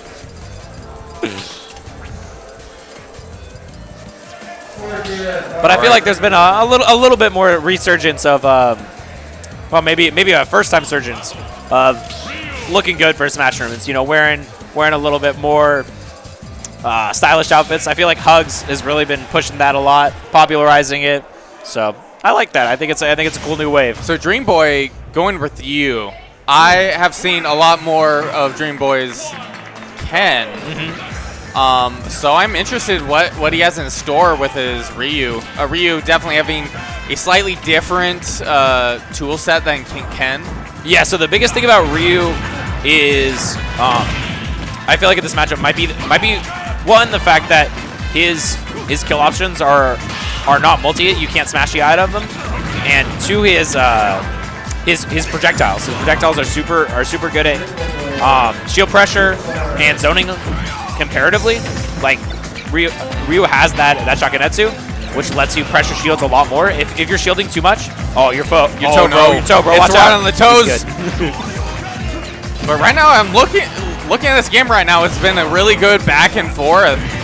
Oh, yeah, no. but this is the test tier where it's Apollo Kage just got the stock first. Yeah. Now you got to make sure you're real careful. Otherwise, this is going to quickly get away from you as Apollo Kage gets right a quick now, 54. 54%? Where did it come from? Are you joking? 65? You thought the game was even? No. Apparently not. Yeah, Apollo Kage. Okay. That's. But man, Snake is so heavy. I think he got hit with the grenade right before the Tatsu, which changed the angle of the hit. Because Tatsu normally sends straight up. Okay. Oh! Grenade, oh my goodness. That He had a could've been grenade in hand, I something think, crazy. which messed up the move he was trying to use. Okay, that back air, not enough to take a stock quite bit, but right now Dream Boys has quite the distance to go here, not even able to take the stock there. Yeah, that's one of the scary things about playing against Snake. When you think, the game was even, he keeps the advantage really well. You have a That's super hard the time stock, killing him. yeah. Wow, the forward tilt killing. I know there's not as many characters that the forward tilt kills there, but I'm kind of surprised that Ryu is in that list. And just a crazy use of the nades. There is never a moment when the nade isn't on the field right now. Yeah, and very smart jump by Apollo Kage. Knows that once he gets hit by the first Saku, he needs to retreat, to make sure he doesn't keep holding shield, because that's the easiest way to get your shield broken. And the auto smash is going to track right through that focus attack. And now, Oh my goodness, sorry, you're wow, joking. he has me. the sticky on the wall. I have not seen that sticky placement ever. I have not either. Yeah, there it was. Yeah, you got to be careful because you don't want to blow yourself up. Yeah, of course. But I mean, the risk reward for activating these C4s is very, very tilted in Apollo Kage's favor this percent. I mean, 158% of his opponent. He's not. Okay. That knight's going to blow up, but use the shield to not get hit by it. But man, that back air is so fast taking that lost stock. Yeah, the back air beating out the startup of the Shoryu with the spacing. And yeah, kick that man's face all the way to the Blossom. One thing I noticed about these characters, they both wear headbands. Right at the beginning, I was like, man, these characters both got that nice headband. Tie back the hair, make sure it doesn't get in your eyes. Both the characters are focused. They're focused. Yeah. If you're a Pokemon fan, they got the Focus Sash on. They're ready to go. So I hope Dream Boy manages to kind of get going what he had at the beginning of the last game. But man, just looking at how Apollo Kage was playing, it's looking a lot more in his favor now. Yeah, it's. Did you see that grenade was just standing on its head? Yeah. Right at the top. I've never seen a grenade land upside down like that. That was kind of funny. But yeah, it really comes down to getting this stock. Like, Dream Boy kept the first stock really, really even percent-wise, and then Apollo Kage had some trade, and he stayed living at 120%, 126%. Oh my goodness! That's the risk you run when you run it Snake. He has those really good counter options, but nice back air. Trying to get the down air, trying to end this man's whole career. Right now, gotta watch out for that Kage is so C4. It is on that evasive platform when he there knows if that he there's a forgets possibility about of getting hit. Yeah, trying to get that back air, trying to break the shield. All right. And now, oh yeah, can't be doing that against Snake. And tries to dribble the grenade. Eats an up air for it and a back air. Now, oh, watch your feet. This is a very scary situation. Man. He gets caught by the up smash. Like, this is looking like a possible 3-stock at the moment. Apollo Kage just in his element right now. This is such a hard position to be in. Oh wow, that extension of the move for on the grenade, and now Apollo Kage keeps his pressure going, and another's down air, managing to spot dodge that. Oh no, C4, but okay. There's a vision right now. Yeah, the C4 was on him, and he doesn't get the combo into the up air. And Apollo Kage on track for the 3-stock. Has that back air might have something to say position. about it. He has the C4. Watch your foot. Oh no. Another C4 onto Dream Boy, and that's going to be a 3-stock for Apollo Kage. One of the top players who is attending this event. Definitely expect to see him in the top 32, possibly the top 8, depending on how the bracket path works out. One of the highest seeded players for sure. Yeah. But my goodness, like after the first game, it was looking a little bit even, like even in the beginning of this game. And then suddenly Apollo Kage was just racking up percent, closing out the stocks, and it was just out of control for Dream Boy. Yeah, I feel like that's a Snake classic, right? When you feel like you trade with them, you feel like everything's even, and then suddenly they get the kill, and then they're like, oh, I'm coming in for him. And then, oh no, I got hit by a grenade. Oh no, I got hit by a dash attack. Oh, okay, I'm dead on my second stock. They're still in their first stock. What's happening? So, it's hard. It's definitely hard to play against Snake. But, you know, you live and you learn. Still has a loser's bracket to look forward to for Dream Boy. Yeah. And we're going to be moving on into the bracket. And it looks like we have Lemon and Avenue. So Lemon, a BC player, one of the best jokers I have ever seen. Unfortunately, I have played him in bracket, and he did joker wobble me, or as he likes to call it, the Lamobble. Lamobble. So you know that Joker drag down? Yeah, like you can SDI it, but like by the time I got caught in it, it was just too late.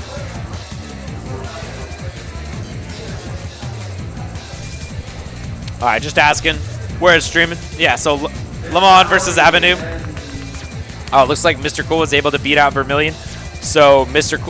Cool is going to play the winner of this set. Okay. And the winner of that's going to make it out into the top 32. So certainly going to be an exciting one. So Avenue, a Inkling player, from my understanding. I haven't seen an Avenue set in a while, so there might be a different character in store, but that is definitely what I remember Avenue for.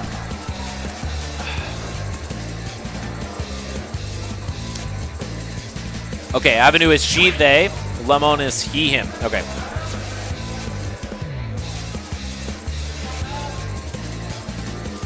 See Avenue kind of stretching a bit, get ready for the Yeah, round get ready one. for their round. You know, sometimes it got to get the blood flowing a little bit, circle the shoulders, make sure everything's good. Especially when you're this far in bracket, this is where the nerves like are really important. I mean, you pop on the stream.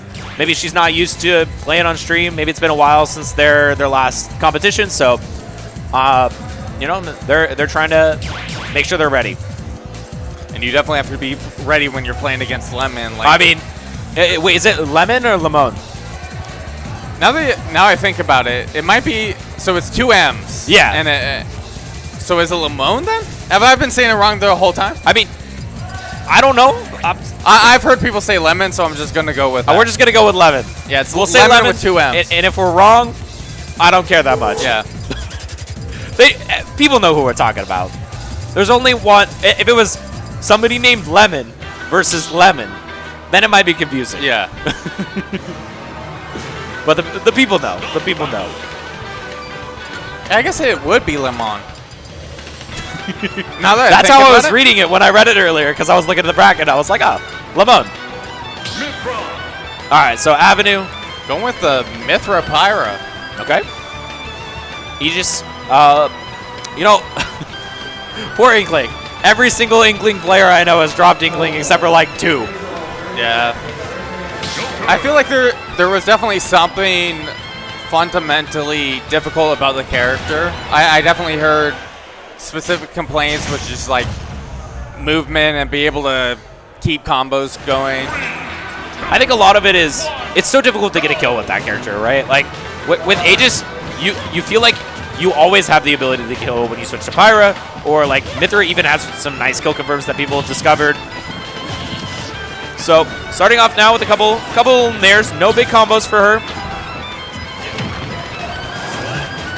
I'm gonna get caught with that gun there right now. It looks like Lemon putting a pretty good wall there. Yeah, but now Lemon getting a couple of hits. Sorry, Lemon getting a couple Is hits. it Lemon or Lemon? Like somebody tell me. We're just gonna call Lemon. Lemon. Lemon. All right. So Lemon keeping advantage in this match right now, and getting these drag downs into the forward smash. Oh man, a lot of times you're not able to get the tech there, and she missed it, and she died for it. So Lemon is gonna keep this pressure on.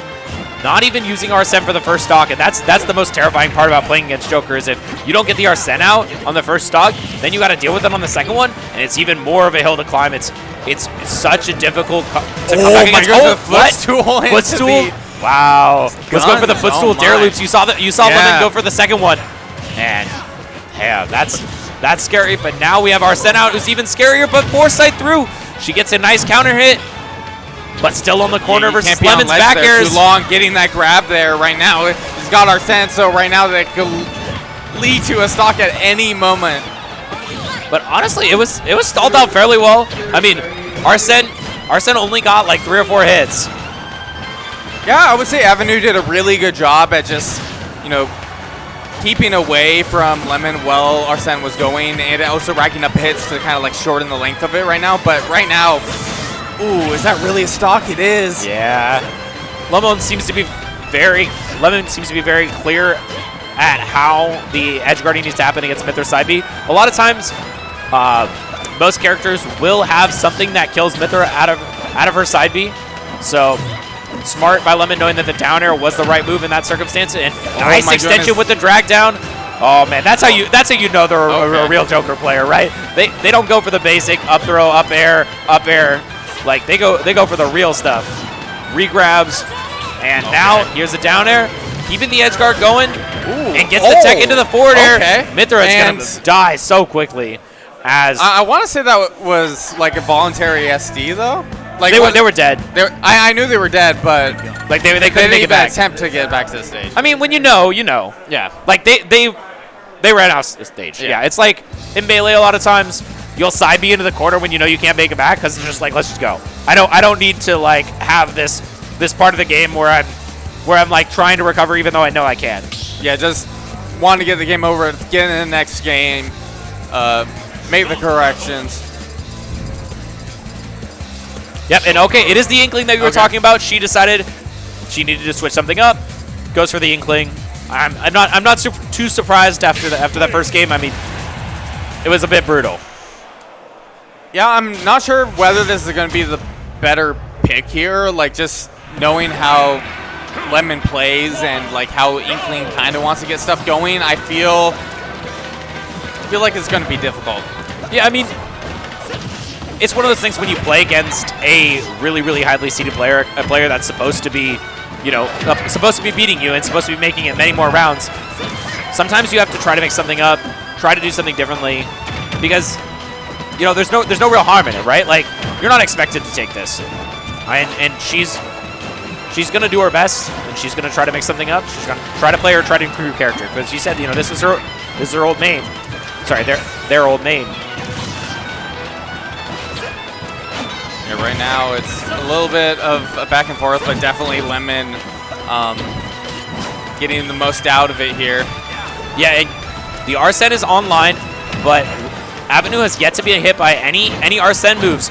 So this is really important part of the stock. If you can avoid Joker, if you can avoid Arsene for just a little bit more time, and now Arsene is offline. This is the up throw up air.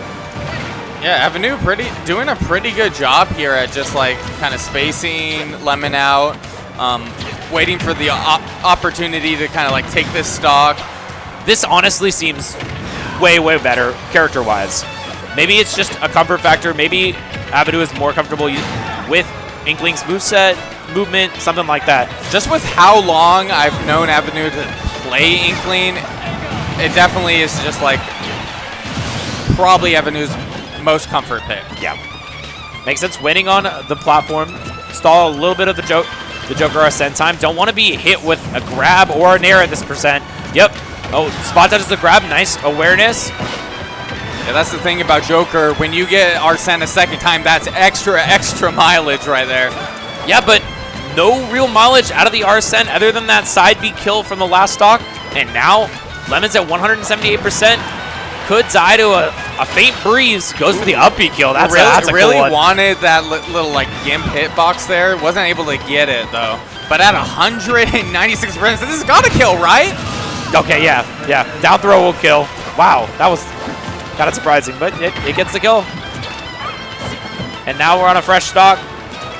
Lemon having some work to do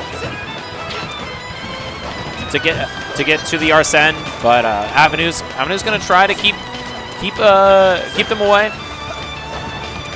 Painting a little picture on the ground of BS2.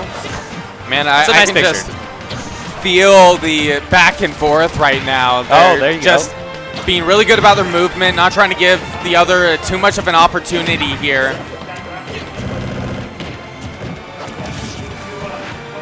Yeah, but now it seems like Arsene is about to come online, and this is going to be, again, a real test for Avenue. See if she's going to be able to properly deal with Arsene, or if Lemon's going to be able to run away with this game at this point. Oh, let's drop down air. Still now has to go for the regrab. Oh, no! Spiked. Yeah, went for a stall, tried to bait out Lemon, but was not able to, and now Lemon having that Arsene on a new stock. And still, no roller connection. Goes for him twice in a row. Like, it's really hard to get that to connect. And Lemon is just relentless, coming in with a lot of neutral airs. Yeah, not letting Avenue really get anything started. Really wants to hold on to this stock. Like, if you didn't see the stocks right now, you could just, like, think it's the last stock scenario right now. But right now, it's Avenue that is down one. And Lemon still has that extra stock. Lemon just go into the corner, recharge a little bit of ink. But has a huge amount of great use of the gun there. Really trying to get some drag down here.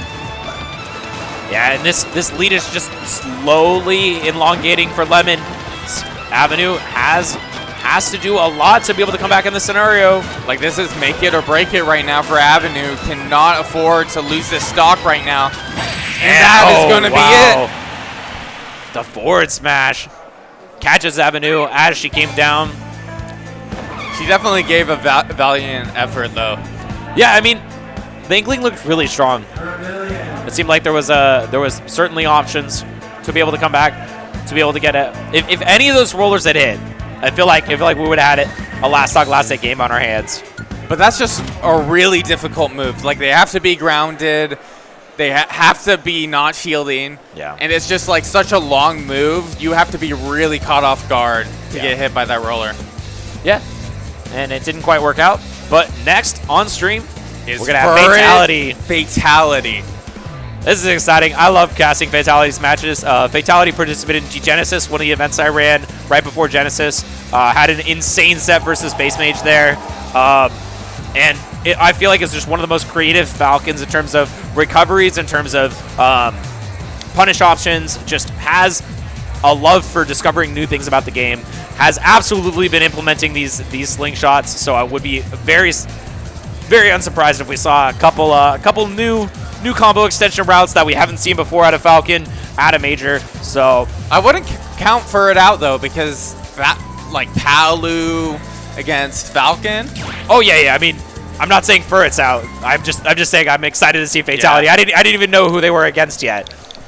Like, Captain Falcon is definitely, in my opinion, one of the most exciting characters. You just have so many moves in your tool set that are just like crazy to see in bracket. Yeah, like, you know, when Falcons do something where they like up tilt, they're like on a platform, they up tilt to reset a combo, and they bounce off, and then they continue it going. Like, that's always cool to see. Love seeing things like that.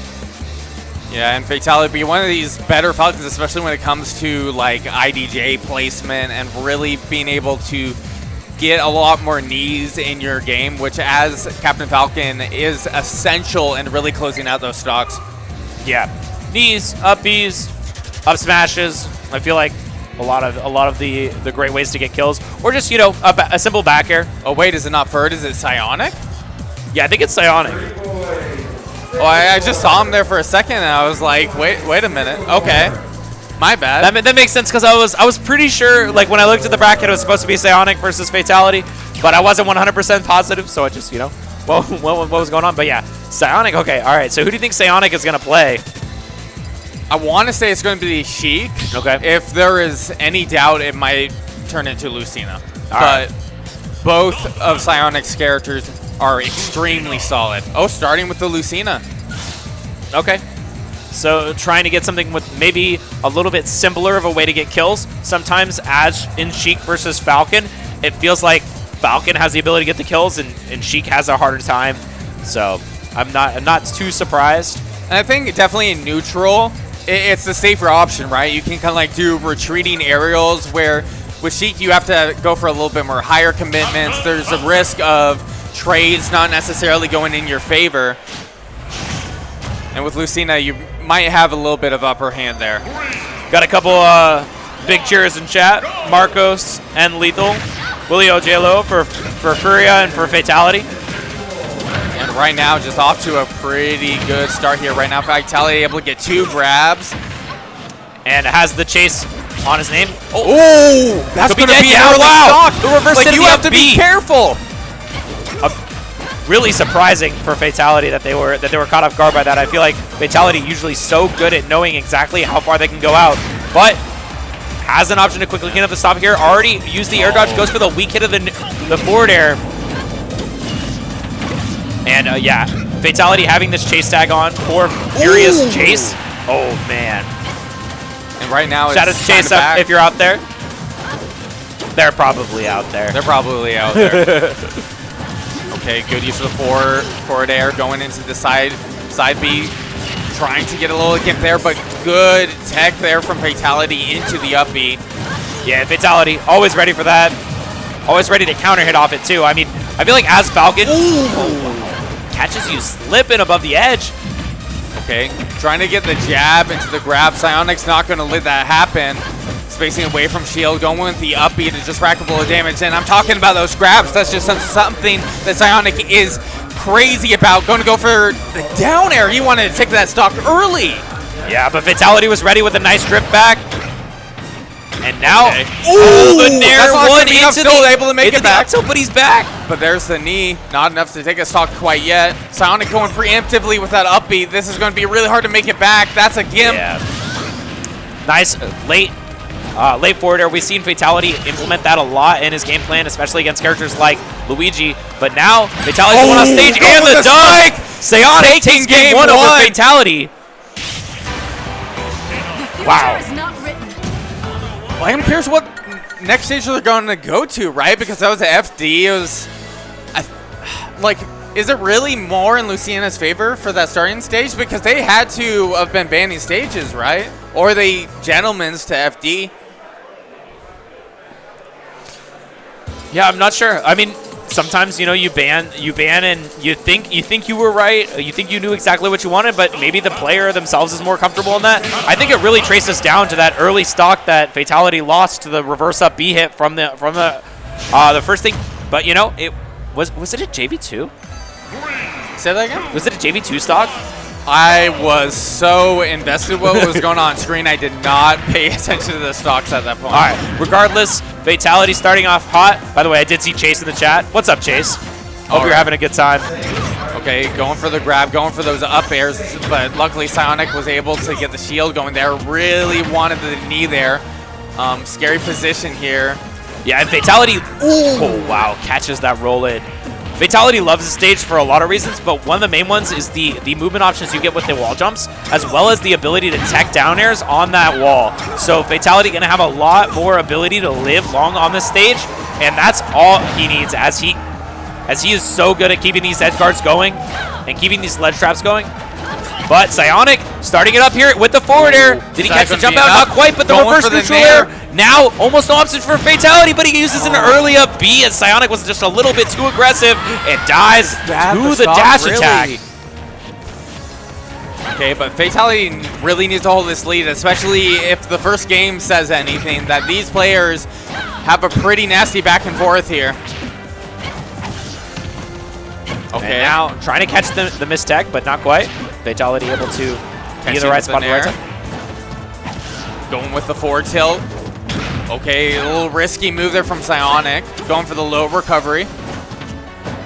Yeah, the down air on shield, not safe against Luciana's up B. As now, Psionic is pressuring quite well. Fatality started off this game super hot, but now Psionic is getting the up B, but Psionic's going to tech that. Oh, and getting the shield break! That's going to be that stock, but right now Psionic's still behind, but that 62% I think is 100% doable for Psionic to take this back, but right now it looks like Fatality, like, might be bringing it back here? Oh, wow. Rare, you're able to get a punish on Falcon's up smash, but when it's a reverse hit, I guess maybe it's a lot easier. But now downer into Nair. Fatality hitting Sonic again off stage, but the trade, and now Psionic is in advantage state. Quickly able to fight out again though. And oh, that is the first time I've ever seen that. Wow, the freeze on the wall. Like, that is a hard up B to punish, but just the placement was perfect on Fatality's end. And Fatality is keeping this momentum going from the last hit, uses the get up attack to keep it going and tries to end it emphatically with a forward smash. Ooh, good back here from Psionic. Psionic going really deep there. Nice good tech, good double tech going for the up B. And the down B is going to take it. Fatality answering back emphatically. Like, I'm happy that's going to game 3 here right now. It's been a really good back and forth. It's hard for me to tell which direction this next game is going to go. Yeah, I mean, I don't know, man. Anything could happen here. It really feels like that was just a stage thing, right? It felt like Fatality was so comfortable on that stage. A lot of times the stage sort of led him to some advantage states. He knew that there was only one way for Psionic to recover that time, was able to get the stomp. But now we're going to be on a little bit different of a type of stage. And we got to see if this is going to work out better for Psionic. Right now it looks like Fatality able to get a little bit of percent there. But Psionic is good about just like any opportunity that Fatality is going to apply that shield pressure just to fight back with some really quick aerials. Yeah, the landing up air into fair, and this pressure is really good for Psionic. Gets the Nair 1, almost hits the F smash. Okay, trying to grab with that back air, but didn't really work. Oh, dangerous spot, but not going to get punished for it. Okay, good grab there from Fatality.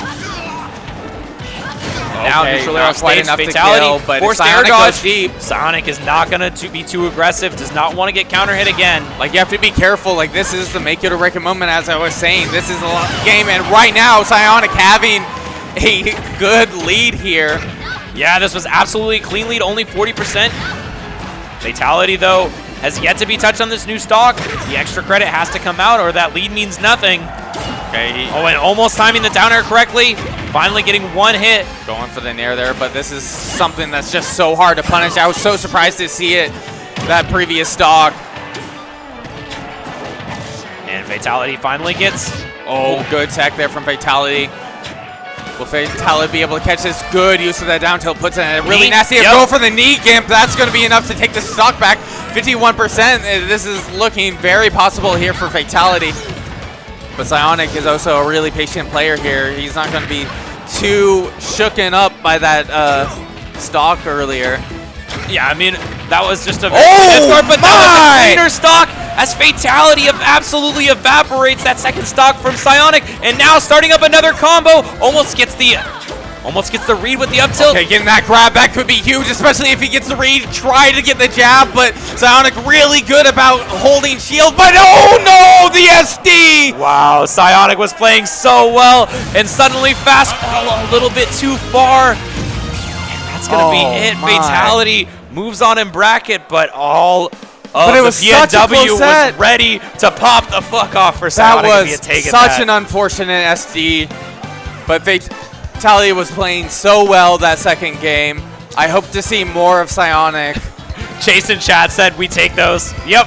I mean, you take it. You know, it's bracket. If your opponent SDs, you take. You say, oh, I'm sorry, man. GG's. Like, sometimes I feel bad when my opponent SD is like, Oh yeah. especially if you're already kind of in that lead or you're really feeling confident about that game. But maybe Fatality wasn't. Who knows? It's hard to say. It's really up to the player whether they believe in themselves in that moment or not. Yeah. I mean, yeah. You just take it. You're like, yeah. We're good. We're good. Thank you. Thank you, though. So this is going to be a hot set here next. It looks like we got Apollo Kage, and I want to say that's Xavier, the Wii Fit trainer. Yep. You would be correct. I just double checked because I was curious. Yep. Xavier versus Apollo Kage. Okay. I mean, Apollo Kage is absolutely an amazing player, but the question is, does he have the Wii Fit experience? Because Wii Fit is not a normal character. You can't just play the way you normally play against everybody against Wii Fit. I would say there's definitely certain instances where Wii Fit is going to struggle here, right? Because what Wii Fit has in her toolkit is a lot of these like tilt attacks or big aerials that kind of cover both sides of her body. That's going to get hit by a nade. That's going to blow up. That's going to be really difficult to deal with in neutral. Yeah, yep, I agree. But at the same time, like, there's still a lot of strange options. Like, you don't expect out of Wii Fit. Like, a lot of times it's like, oh, she's forward smashing. I'll land behind her. Oh no. Yeah, you can't do that. All right, sorry. This is a male Wii Fit trainer. Yeah. I'm used to Varun. Varun is a top Wii Fit trainer, probably the best Wii Fit trainer in my in the world, and he's in my region. So, really comfortable. I understand this character a lot, very well, but we're gonna see if Apollo Kage is gonna understand it quite as well, because it looks like he doesn't need to change anything up right now. Sticking with his normal game plan is working quite well, but Wii Fit trainer is. Yeah, good use of the ball there to kind of like mess with the nades, but going to get blown up there. But went with the shield. Really safe option there. Yeah, and Xavier finally having Kaioken online. Yeah, Kaioken really powerful. Gets that forward air, and it seems like Apollo Kage is going to be in a difficult spot. Tries to hit the wave bounce. Oh, but Wow. scared Apollo right off the stage there. Yeah, Apollo Kage smartly waiting for Kaioken to run out a little bit. It's the thing to use against Joker, and you really don't want to get by that landing air. That's the big starter. Not as big when you're not in Kaioken, but still managed to get 25% out of it. Okay, and going obviously that'd be interesting. Yeah. Okay, good back air. That's one of the things these characters have in common. They have really quick back airs, and if they're able to use their momentum to their advantage, those can both lead to early stocks. Oh, wow, I gotta say, I'm so impressed with Apollo Kage's ability to find sticks. Like, I feel like I never see snakes as commonly go for these sticks when somebody's shielding on the platform. It feels like Apollo Kage is always watching for somebody shielding in a weird spot and being like, oh, this is my opportunity. Yep. Oh no, you want to be real careful there. Getting hit by that explosion, but it still has deep breathing, but racking up quite a percent here. Ooh. I don't even know what just hit him, I'm going to be honest. That was the up smash. Okay, cool. I didn't see the up smash start because I was looking over at Xavier, and then I was like, oh, there's something exploding, and it killed him. I think that's an up smash. Catching with that air, going for the up tilt. Right now, it's looking like Xavier has quite a bit to do here. Can't really afford to rack up too much percent, but Apollo right now just with the parries and racking up that percent. Yeah, parry is such a good option against that landing nair. A lot of characters with that really, really safe option, if you can parry it, suddenly becomes punishable. I just want to say, I think I saw a little bit of a slingshot there from Apollo Kage, just building momentum to get across the stage. And the forward tilt, even with Kaioken's, not going to be enough. Oh, but up air will. Okay. And has deep breathing, getting that neutral B going. Right now, I can 100% see Xavier be able to do this. It looks like Apollo Kage taking this a little bit slow. Yeah, waiting on the Angel platform, not wanting to deal with the deep breathing starters. And now Xavier in the corner at 114%. Not going to fall for that bait that Apollo Kage likes to do a lot. Okay, but now gets the double nair into up air. Doesn't get the header finisher. That's the big damage one. Going for the deep breathing there, using the ball, but you have to watch out for that C4. He went with the C4 a little preemptively there. Tried to get an F smash, but wasn't able to get it. F smash might have killed, I'm going to be honest. Oh, and the back air will take game one there. Yeah, Apollo Kage with great pressure in the corner, using that back air every single time to catch out jumps from his opponents. It seems like he's so good at recognizing when they take to the air and try to avoid the ground and pressure that he's putting on them. Yeah, it's definitely more often than not that once you see a lot of these nades over on ledge, that they'll probably go for a jump option, and that was 100% what Apollo Kage was picking up on, is that you want to avoid getting hit by the nades at all costs, and that led to losing the stock. Yeah, it's a bit of a pick your poison scenario where if you stay on the ground, eventually your shield's going to erode to the point where something might poke, and otherwise, you go up in there and there's the stick. The stick right off the bat. Oh, but he turns it around. Make sure he you have to be real careful there. And now it's trading back and forth. Another one. Apollo Kage. Okay. Oh, getting the up air there too. Yeah, the forward tilt off good stage. F tilt there. Right now, Xavier kind of struggling, being in that disadvantage state right now. But good use of the ball. That I saw the vision. He was trying for it, but it expired just in time, and now he gets hit with that. Oh man, so close, so close. Okay, all right. Has that deep breathing, isn't really able to get too much from it here. Tried to catch with a nair, but Apollo Kage really pacing there, getting that down air, getting that up tail as well. Okay. And it seems like now Apollo Kage is running away with that lead, just like the last time we watched him play. But Xavier is finally able to get some pressure on him. Okay, going for the deep breathing there. Yeah, but every time he goes for it, it seems like it sets up a time for Apollo Kage to get a little bit more stage pressure, get a little bit more grenades in play. Like right now, Xavier is a whole stock behind right now. Really needs to be able to take the stock because right now, Apollo Kage being a game lead right now, this is make it or break it. Yeah, I mean, even though this is winner's quarters of the pool, it doesn't matter how far you are until top 32. That's when we start getting into the best of 5 territory.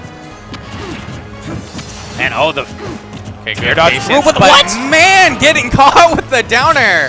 That was a forward air. Yes, the forward air axe kick. That wasn't a forward air. That was a down air. No, down air is the multi kicks, the river dance. The forward air is the axe kick. Really? Yep. I don't know why I got those confused. It spikes. That's why. That's why you're confused. Most forward airs don't spike.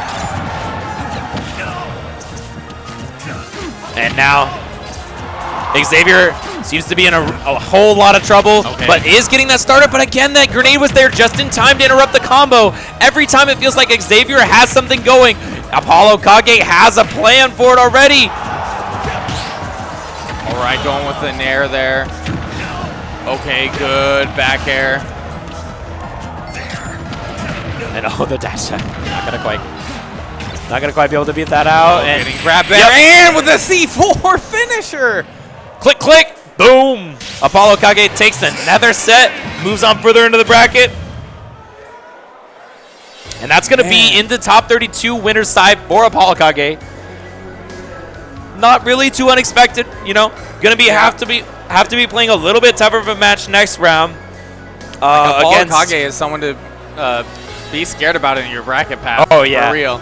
I think H4DS is going to be his next opponent. So if H4DS beats Machu, that's who they expect. Oh, dang. H4DS played my boy Baron right before this. Baron almost had it. Yeah, he was 2-1. Took a game off him. That's fun. That's a pretty good achievement there. Yeah, Baron, I would say an underrated player from NorCal.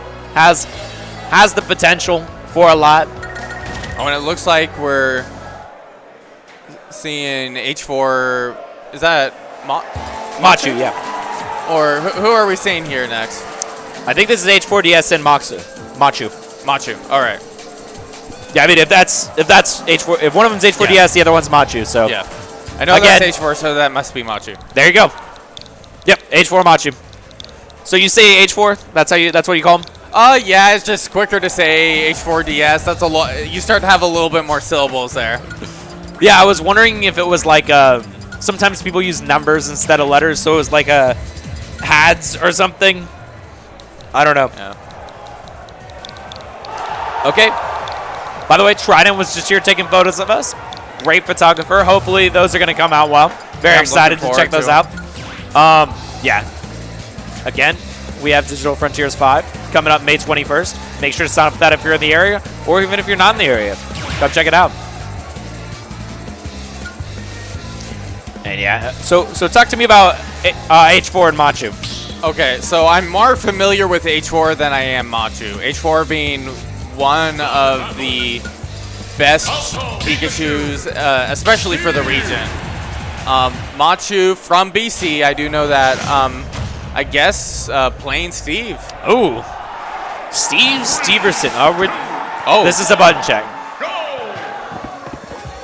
Yep, this is a button check. Okay. Or a weird gentleman's. That's what I was thinking about for a second. Like, I don't know about you, but I don't think I'm ever gentlemanizing to anywhere.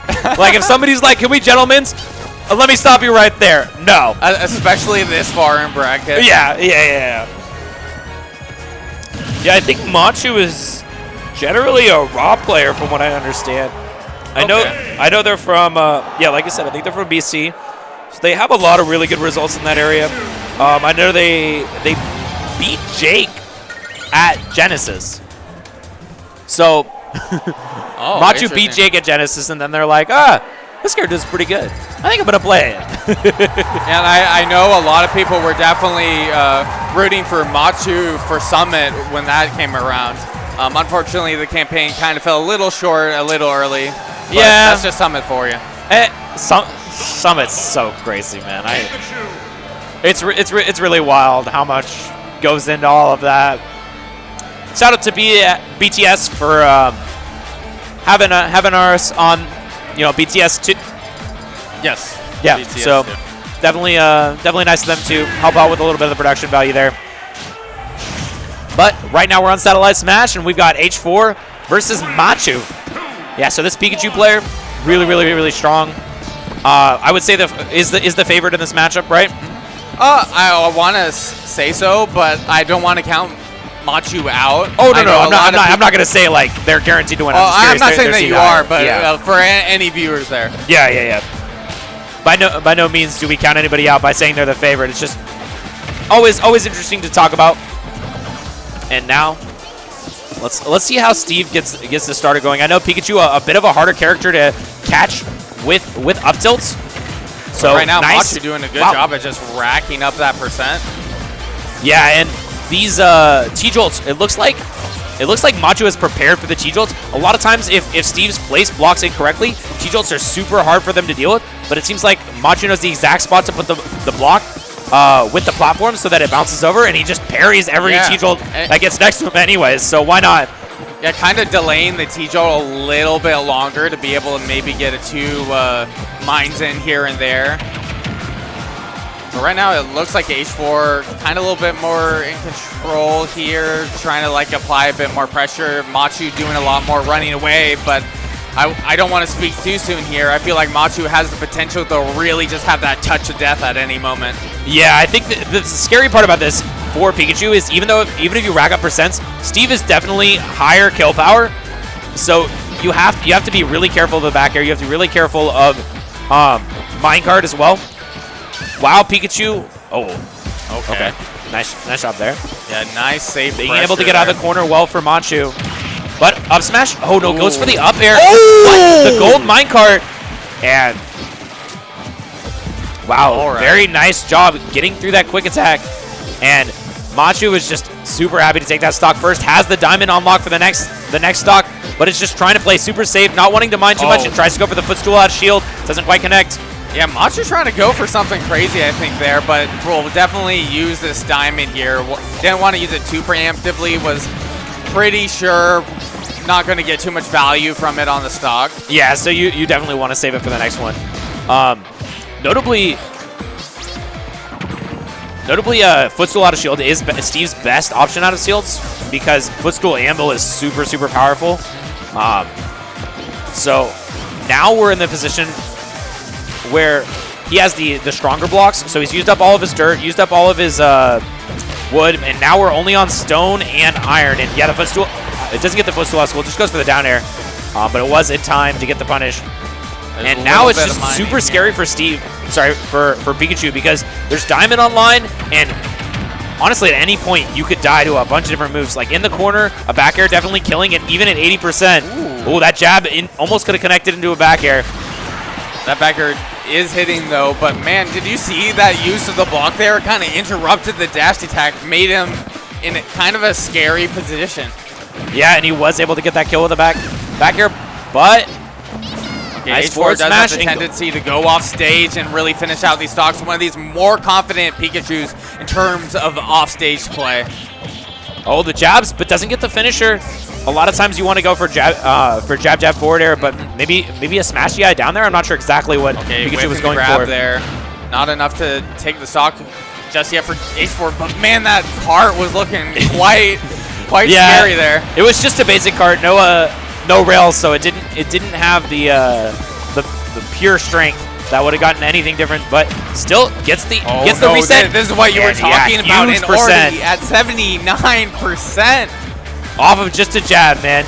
Steve has a crazy confirms. Okay, but now, Pikachu, and he managed to get onto the platform, not getting the full loops, but the Thunder is racking up the percent, and we still don't have diamond online for Steve. Okay, iron back air.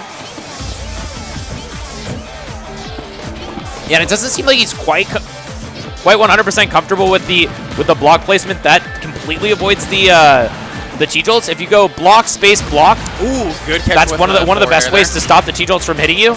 But it doesn't seem like he's been opting to go for that. Maybe not having enough time. And getting the extension from the crafting table there.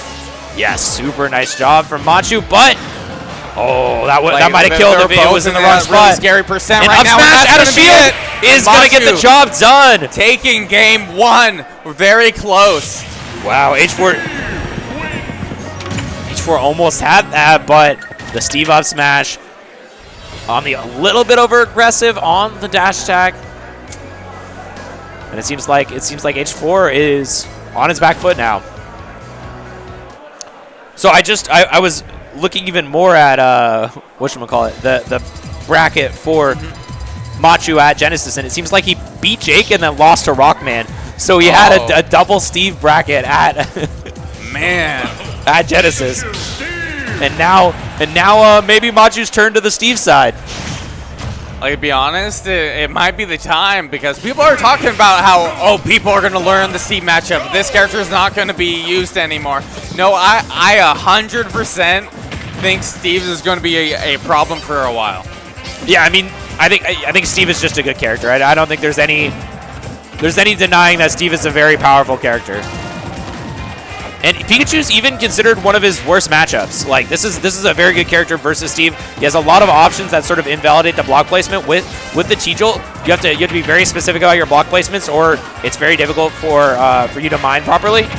And H4 seems to be all over Machu this game so far. But we saw this at the beginning of last game too, and once you got a couple hits for Machu, he was able to come back into it. And right now it looks like H4 a little bit more in control here. But you got to be real careful of these projectiles that just go Border straight spike off stage. into an anvil is able to get a little bit better of a tool. Seems like H4 was trying to bait out an air dodge there.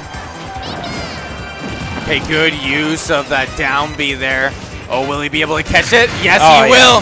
When dash attack kills, that's like the best time for Pikachu, because you're like, all right, well, anytime they mess up, I'm just going to be able to dash attack, and it covers so many options. And it kills a lot earlier than you would think.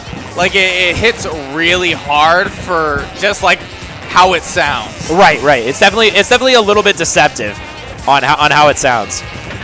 Speaking of that, I absolutely love the sound design of Smash. It feels like so many moves are like, you hear how they hit, and it's perfect. It's perfect with exactly the strength of them.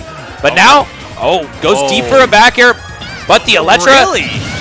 Wow, the Electra was able to stage by Pichu, and he didn't die, and he managed to die there. That was very surprising. Yeah, that's really unfortunate. Hopefully H4 is going to be able to hold on to this lead here, because losing that stock is very unfortunate, especially with Machu already winning game 1. Yeah, that forward smash a lot less punishable than it looks like. Machu trying to get a big punish with a grab, but now getting a couple little hits. And it seems like one of the biggest things right now is Machu has been basically unable to mine all game. We see like a couple little ticks of mining, but almost every time he only gets 1 or 2 extra irons per stock and is yet to get to the diamond. If H4 can get this kill before he can charge up the diamond, he's about 4 or 5 mines away from it. And right now, Machu's doing a great job at just kind of stalling here, but as you were saying, kind of not really having that iron, though, which is essential in terms of Steve's toolkit here. Won't be able to do too much other than just raw aerials. Yeah, and I'm not 100% positive, but I believe on this stage, iron is slightly less common. Somebody in chat can correct me if I'm wrong. Yeah, but now it seems like it's basically even at this point, because at any point, Steve can get a kill with like a back air in the corner, because he has so much rage, the back air is so powerful, but Pikachu does have him at all this percent. I can see H4 is being a lot more careful here about how he's approaching, not necessarily going off stage as much as we saw in that first game. Yeah, but now this is the final boss, Steve with the diamond. And out of shield, that's what I was talking about. That's one of Steve's best out of shield options, and it's the only way to deal with things like Pikachu's neutral air. Should be dead here. Oh, yep, still dead.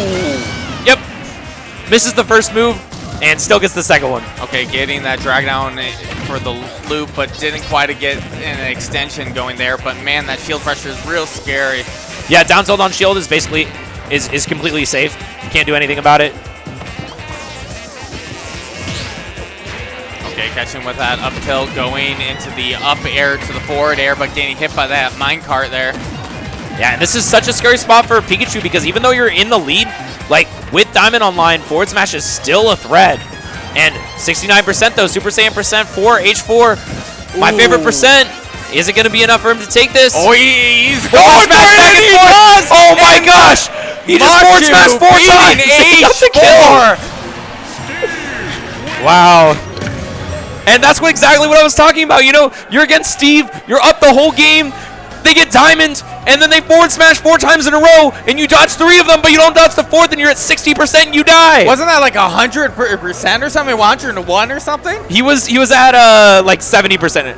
Because I know he was at 69% and he took like 1 more hit, so he was at like 76%, I believe. That kill so early. Jake F smash. Yeah, that's Steve. That's Steve, and that's not Steve the last that we'll see of Steve. And yeah, definitely not the loss we're going to see of Steve, because that's going to be a Steve in top 32 winner side. Yeah. Machu, or I don't know if Machu's going to keep playing as Steve. I don't know who they're going to play. Well, seeing how the Steve did, especially against one of the more notable notable players here in the Pacific Northwest, yeah, I think he has a pretty solid Steve there. Yep. So let's check out what we got coming up next. In terms of top 32 qualifiers, we have Ludo versus Slushy still to go, and I believe that's the only one left. Okay. On the winner's side. There is still some loser stuff going on. Ooh, Vermilion versus Avenue is happening right now. Hope that goes well for Vermilion. Let's go for Vermilion. And Baron is still in versus Saint. Winner playing Cytonic. Sorry, Psionic. Cytonix is a different player. And then in losers on the other side, we've got 3XA, who's an NorCal player. Leon versus Stoss. Wait, Leon lost? Who'd Leon lose to? Viola. Viola. Wow, Viola took a 2-0 over Leon. Are you familiar with Viola? No, tell me about Viola. So Viola is our local Meta Knight and one of the more notable Meta Knights besides like maybe like Bonk or some of these people you might be more familiar with. And so if you don't know how to play the Meta Knight matchup, you are going to have a difficult time. Yeah, I mean, Meta Knight, I think, is a character that's completely Goon is worldwide code Meta Knight, says production. I think Meta Knight is a character that's severely underrated by a lot of players. Like, they have some insane edge guarding, they have some insane advantage states, but, you know, a lot of times it's a little bit hard for them to get their starter. Their dash attack's really strong, their jab's really strong. F smash is completely impossible to punish. That's one of the things you have to be real careful about is that dash attack, because that's really what Meta Knight needs to be able to get these combos going, is that you have that like sour spot of that dash attack, which leads into just up air, up air, up air. As long as you can keep that going, that can lead to a stock if you don't know how to SDI out of it. Yeah. Even if you SDI out, they can follow that. They can do some crazy stuff. There's a lot of extensions off of that. So I don't know if we're gonna have any of these losers matches. I'm gonna real quick ask production what's going on and seeing if we're gonna be getting anything different for going on. So I'll be right back. Hold on.